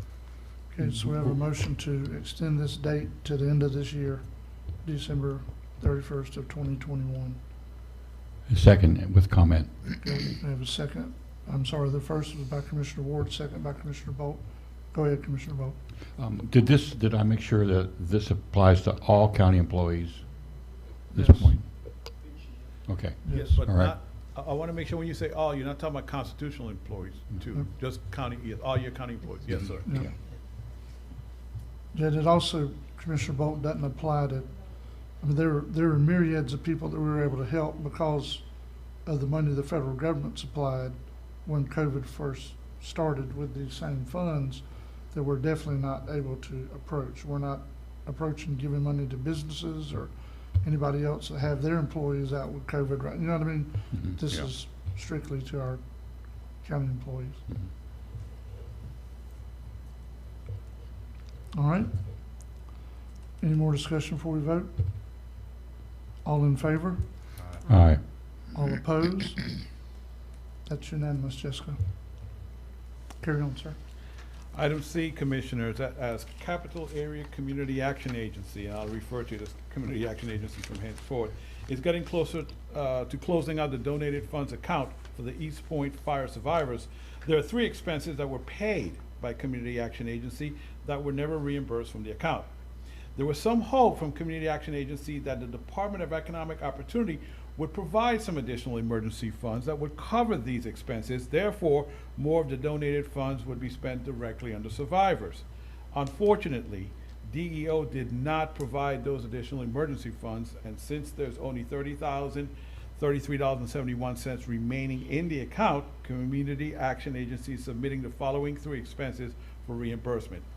$1,140.50 for trailer tag registration, $494.64 for the purchase of Reese tow power accessories for the trailers, and $11,673 for the transportation of the travel trailers, for a total of $13,308.14. With the approval of these expenses, there will be $16,725.50 remaining in the account. So board action to approve reimbursement of these expenses listed above by Community Action Agency for the East Point Fire Survivors from the donated funds account. So moved. Okay, we have a motion to approve by Commissioner Parrish, second by Commissioner Lockley. Any discussion? All in favor? Aye. All opposed? That's unanimous. Moving to item D. Appalachia Regional Planning Council recently informed county staff of their new GIS specialist. As you know, in 2020, ARPC enhanced the county's GIS map with updated and added future land use, existing land use, and other layers. With the building department's move to a more robust building permitting software, integration with the county's GIS map will be an important option. Therefore, updates to the current map is needed. Today, I'm asking the board to authorize staff to negotiate an agreement with ARPC that will be presented to you at a future meeting for approval. So I'm not asking you guys to approve an agreement, just allow me to engage them and see if we can come up with something that I think benefits the county. I will make a motion to authorize staff to negotiate the agreement with APRC for updates to the county's existing GIS map. We have a motion to approve by Commissioner Ward, Second. second by Commissioner Bolt. Discussion? All in favor? Aye. All opposed? That's unanimous. We did item E already, moving over to page 12, Commissioners. So here's what we talked about earlier last week. The Chairman Jones and I met with Superintendent Steve Lanier to discuss the possibility of the school district releasing the 26.93 acres of property adjacent and north of the Sheriff's Department back to the county. Years ago, this property was transferred to the school district from the county as part of an exchange for property in Carroll, which I believe is now the county library branch. Yes, Mr. Schuler, you think? Attorney Schuler, you think so? That's before my time. See, me too. Anyway, Mr. Lanier stated that the school district does not have any plans for the use of this property. The county, however, could use this property as a workforce housing project or some other similar project. The superintendent is asking for a letter from the board requesting this property. That letter would then be presented to the school board for consideration. So I need board action to authorize the chairman's signature on that letter to the school board requesting the transfer, and I use the word transfer lightly, 26.93 acres of property adjacent to the Sheriff's Department to the county. We have a motion to approve by Commissioner Lockley, Second. second by Commissioner Bolt. Discussion? Will there be any strings attached? Have you heard? That's- We're going, That's what we'll find out. yes, We're gonna the find out. superintendent Okay. didn't ask for specifics, Commissioner Bolt. We all three kind of agreed at the table that we will give them an intent of what we use it for, but as long as that's not held, you know, for, as, like you said, as a string. Yeah, okay. It's Where we have to revert flexible. back to them or something like that, so. Okay. Mr. Chairman, that was what I was gonna say. Help his teaching. Get housing, yes. If we come go that route, with the, like sheriff department teachers and stuff like that, you helping them? Yep. And Commissioner Warden, I didn't know if you want to jump in and just give a little bit, some bullets on that whole opportunity, Florida. And There's a grant, Mr. Chairman, there's a grant that we can get, that the Opportunity Florida has. They've worked with other small communities in our area that they've got affordable housing for people or workforce housing. So I think that along with Mr. Morone, I can contact and get with the Opportunity Florida board that I represent this board that I'm on to kind of help facilitate and get ideas and information of how to maybe go about getting a grant. You know, it's money that we can possibly get with the help from the state to help give our people, teachers, law enforcement officers, you know, I know the sheriff in the budget, that one of his biggest complaints was it's hard to retain employees because of the cost of living. So maybe we can do that, and looking forward to the future and potentially get some homes for these individuals, so. No. I will say, Commissioner Ward, to go along with what you're saying, everything I've researched on this, basically if the county can get property, we can get grants to help build the homes. But you won't get any grant to give you property or to help you purchase the property. So that's a big hurdle. I will say we need to do, as a board, I think we need to be diligent and make sure when we, because I've had several people talk to me about these same kinds of projects, that we make sure we're specifying that we're talking about workforce housing. Yep. So that has a couple of things entailed in it. All the land that's going to be encumbered in this project or projects would be land that's put in a trust. So it can give, and they can set it up this way, it can give priority to people in the workforce, whether it be law enforcement, healthcare, education, Teach. you know, whatever. And I think, I could be wrong, but I think Commissioner Ward, you might ask them an opportunity to Florida, they could tell you. I think you can also designate, and this is what I communicated with Superintendent Lanier on behalf of this board. Look, if we can get the property and say there's 100 units built, I'm fine with as a commission asking that 20 of them be designated for teachers, period, or people that work at the school. You know what I mean? And kind of set apart if that can be done. But, you know, those are all questions we need to answer. But I think we need to make sure and understand at the end of the day, specifically, we're not talking about using this property, at least I'm not, for affordable housing. We're talking about workforce housing.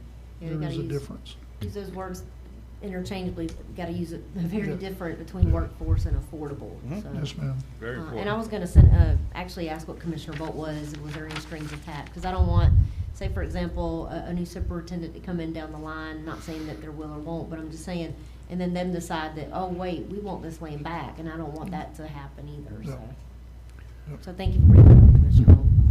Mr. Chairman, Yes. would it not complement what you just said, that we call this affordable workforce housing? Both words are connected together. That's the spirit of attracting workforce. Would that not be correct? Well, workforce housing by definition, so if a developer builds workforce housing, 50 units, it can specify who has priority living there. But it also cannot exceed 30% of their income. So it's built in then? It's built in. Okay. And it's also by definition, say if I buy a workforce home, I'm working at the school and I buy a workforce housing unit, Yeah. and I live in it 10 years and I decide to sell it, I can get out of it what I put in it. I'm not purchasing an investment.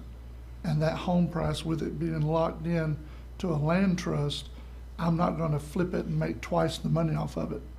I'm living in an affordable home for my workforce, so we have workforce here in the county. And we have stability? Yes, yes, Okay. sir. And then one other thought, I think the potential of having that school board property as a designated area for this is an excellent location, because I think grants are contingent upon it being accessible to schools and to shopping and other amenities nearby. Yep. And so that I'm clear, Commissioners, I'm asking that it's titled back to the county. Period. I want the county to own that property, Yes. not the school board. Oh, that's a good We're seeing idea. Yes. some agreement with the school. No, I want the Oh, yeah. county to get the That's a property good back, yeah. Yes. So when you click on the property appraisers website, you click there, it'll say Franklin, Board of County Commissioners. There you Franklin go. County. Mr. Chairman, Yes. Mike, I've always understood that we give that property to the school when they started building the new school over there, because East Point Water and Sewer needed someplace to. Like a spray field or something? Yeah, and I never heard anything about there being an exchange of land in Carabel for this particular piece of property. Yeah. I could be Having wrong said about that, if it predates the attorney, it predates me. Okay, but I have not ever heard that. Well, So, and I don't see where there's a problem that if the county gave this property to a school to help facilitate the building of the new consolidated school over there, if they don't need it, I don't see where there should be a problem of deeding it back to the county. Anything we've done since then, there's always a reverter clause. So we don't have to go through these issues. You see what I'm saying? Yeah. So if it's not used as designated or requested by an individual or entity, if it's not used for that purpose, then it automatically reverts back to the county. In this particular situation, that wasn't done. So anyway, I just wanted to put that out there. I've never heard the story of we exchanged it for a piece of property. Well, I do know this, if it has to do with the school and East Point Water and Sewer, that's all been settled, and they definitely do not need extra spray field. yeah, correct. Just, We're actually having a problem, if I can say it, because I serve on that board, we're having a problem where they were told they were gonna have XYZ amount of use. They're nowhere close to that. So it's not even close to what they were told originally they had to have for spray fields and these other things. I don't know if they were just giving them a worst case scenario, because I wasn't on that board at that time. There was a lot of development going on Yes. those days, and if you look over in the city of Carabel, they overbuilt their water, their Yes. sewer plant, Yes. expecting a lot of capacity, which never materialized. Right. So that's probably what you're referring to. Right. Along with the school. Right, so that's been settled for the school. They do not need that. If that was for a spray field, they do not need it for that. And Commissioner Parrish said that, you know, I asked the wise men on the hill in there, that's where I got that from. Okay. So, yeah, so, yeah, They've I been know. right here a lot longer than I have. Well, I don't, with the smarter thing, but, you know, like you said, Attorney Schuler is, how much older than you he is? Nothing, just playing, okay. So I just need a motion from the board. So We already you made guys a can go to We've lunch already and come made a back. motion in a second, Oh, right? my bad. We just not Yeah. voted, correct? Yeah. Okay. All right, all in favor? Aye.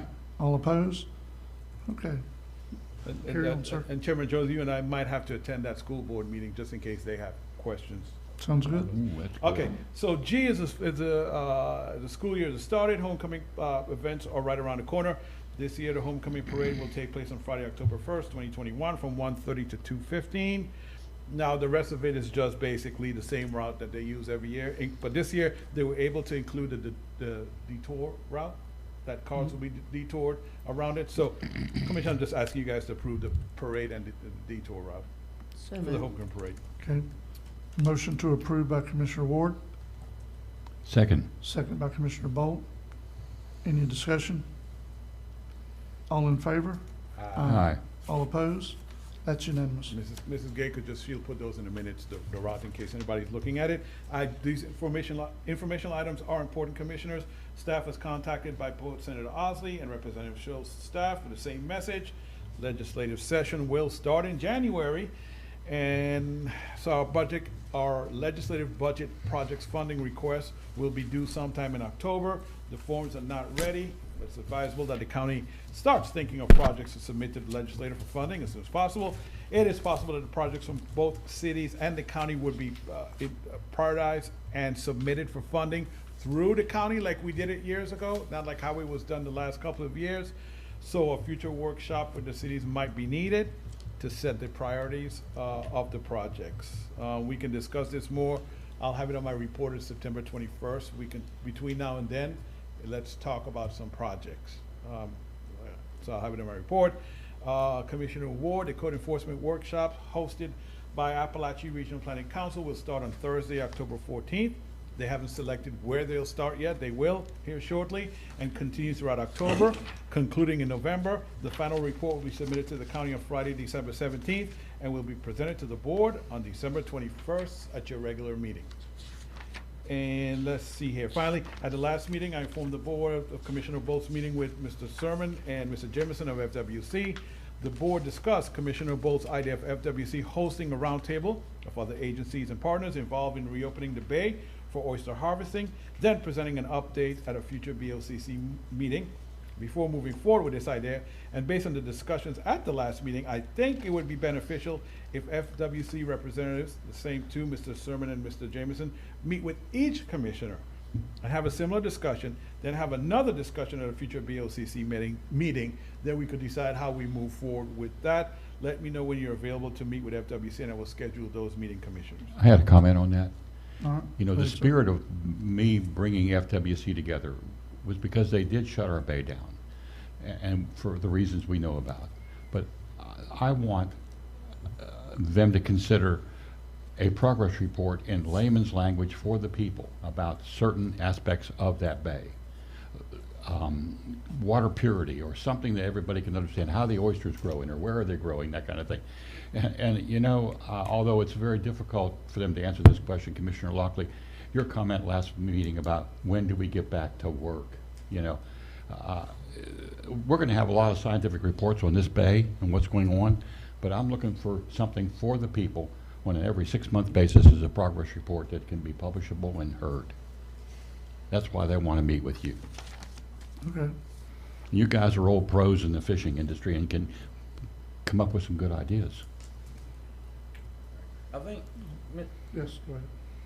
I probably shouldn't say this, Commissioner Bolt, Yeah. but I think a lot of times they don't want a lot of the progress made public. Because you have people that go out there at night and exploit, there not being enforcement, where these oysters are starting to see progress. You understand Yeah, what I I'm do trying to understand. say? And Yeah, I'm not gonna that- say no more, Okay. but it's Yeah. happening today. It ain't gonna happen tomorrow, it's happening today. Really? And the more information you provide, they take more advantage of the information you have provided. Really? Yes. Okay. Yeah, I'm that's, so naive. issues like that is why I'm in favor of meeting, commissioners meeting with FWC and talking to them. I'm in One-on-one? favor of doing that, yes. You're in favor of doing it? Mhm. Okay, good. I'm in favor too, I just don't know if what they're gonna tell us is what we wanna hear. That's the only issue. Yeah, sure, yeah, that's true, yeah. No guarantees, that's for sure. Yeah, that's for sure. Oh, Mr. Chairman, Yes. I know we done passed the public hearing, but that lady there, she looked like she got a hospital, man. Can we talk to her? Yeah, yes. Ma'am, Do she need? ma'am, if you're gonna speak, please come to the podium. It's okay. Yes, ma'am, please. She had a hospital, man. Yep. And please state your name for the My record. name is Pamela Bond. I own a business on St. George Island of 33 years, and it's family-oriented, across from Aunt Abby's ice cream store. Now, I'm on the back side, the beach side, okay? There's the old Surf Hut building, which goes from Beach Drive through to Gory. There's a lady there that has rented there. She has not been open for 3 years, even though she supposedly has a store there. But she has built all the way past to the bike path, which is, to me, county maintained property. And she's also blocked my business, the view of my business, the view of sometimes it's hotter. And I've spoken with her. I've tried to speak with her, and I've spoken with Mr. Marone briefly, and I'm getting nowhere. And also recently apparently the county has gone and surveyed and staked where the property is. You cannot, in other words, the stakes with the little flags on them. It says, don't put your shop on this side of the stake. And it has been happening, and it's in the way of parking, view, and I'm not getting anywhere. Okay, so, Mr. Rome, is that Yes, something Ms. you've Bonds did looked at? visit me, Yeah. and I would prefer, Commissioners, if you let me, Chairman Jones, it's in your district. Mhm. I prefer you, myself, and Ms. Bonds sit down and talk, Okay. and I talk about what I found out about the situation. Yeah, I just And we told go him from- last We week. go from there. Okay. I did visit the next day after she left, though. Okay. Okay, I just Okay. have not a chance to relay the situation to you, Mr. Chairman. Right. And then for you and I to go visit, see if your findings are the same as mine. Okay, sounds good. Sounds good? Yes, ma'am. So he's gonna go talk with her and We will be in touch, yes, ma'am. try to, Mhm. Yes, ma'am. I'm gonna be involved in that conversation. thank you very Yes, much. ma'am. I appreciate it, because Thank she you. doesn't go, authority would help, Mhm. Yes, because ma'am. my voice doesn't with her. Yes, ma'am. No, you're Thank you good. so much. Thank you. Appreciate it. And All that right. was the end of my report. I know, Commissioner, you have a picture you want to show. You want to do that under conduct? Relative to I'm sorry. Commissioner comments. Commissioner Okay. comments, okay. Anyone have anything for Mr. Morone before we move on?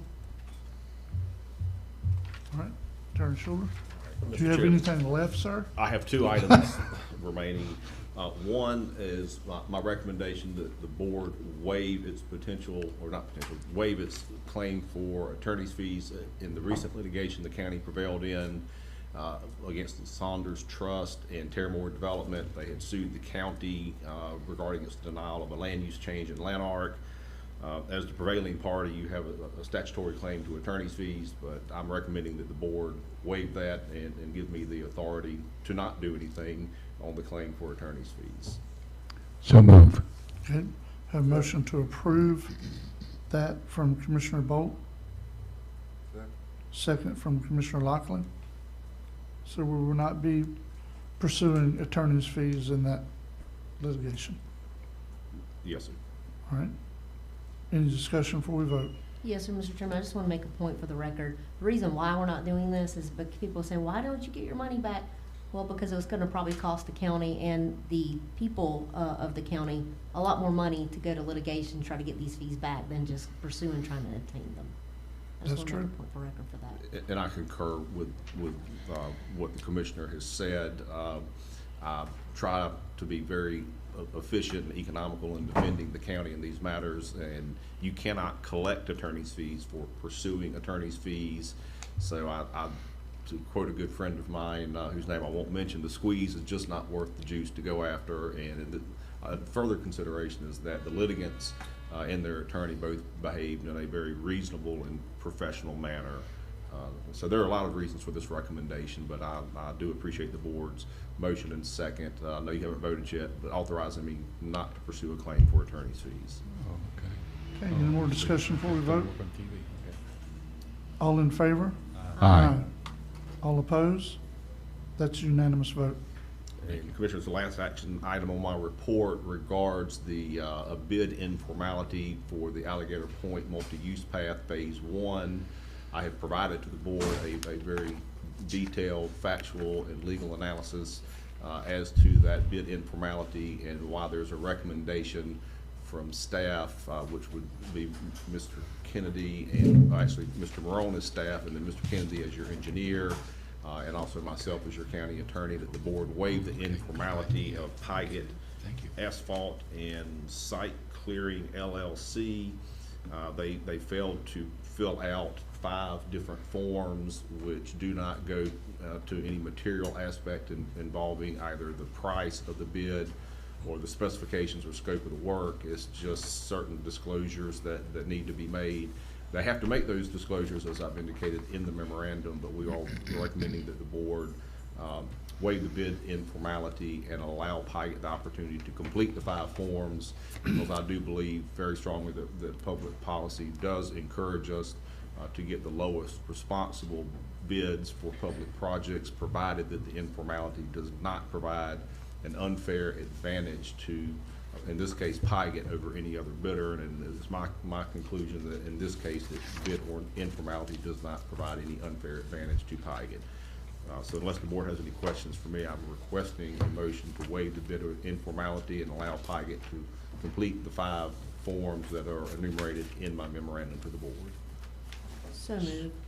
Second. Motion to approve by Commissioner Ward, second by Commissioner Bolt. Any discussion?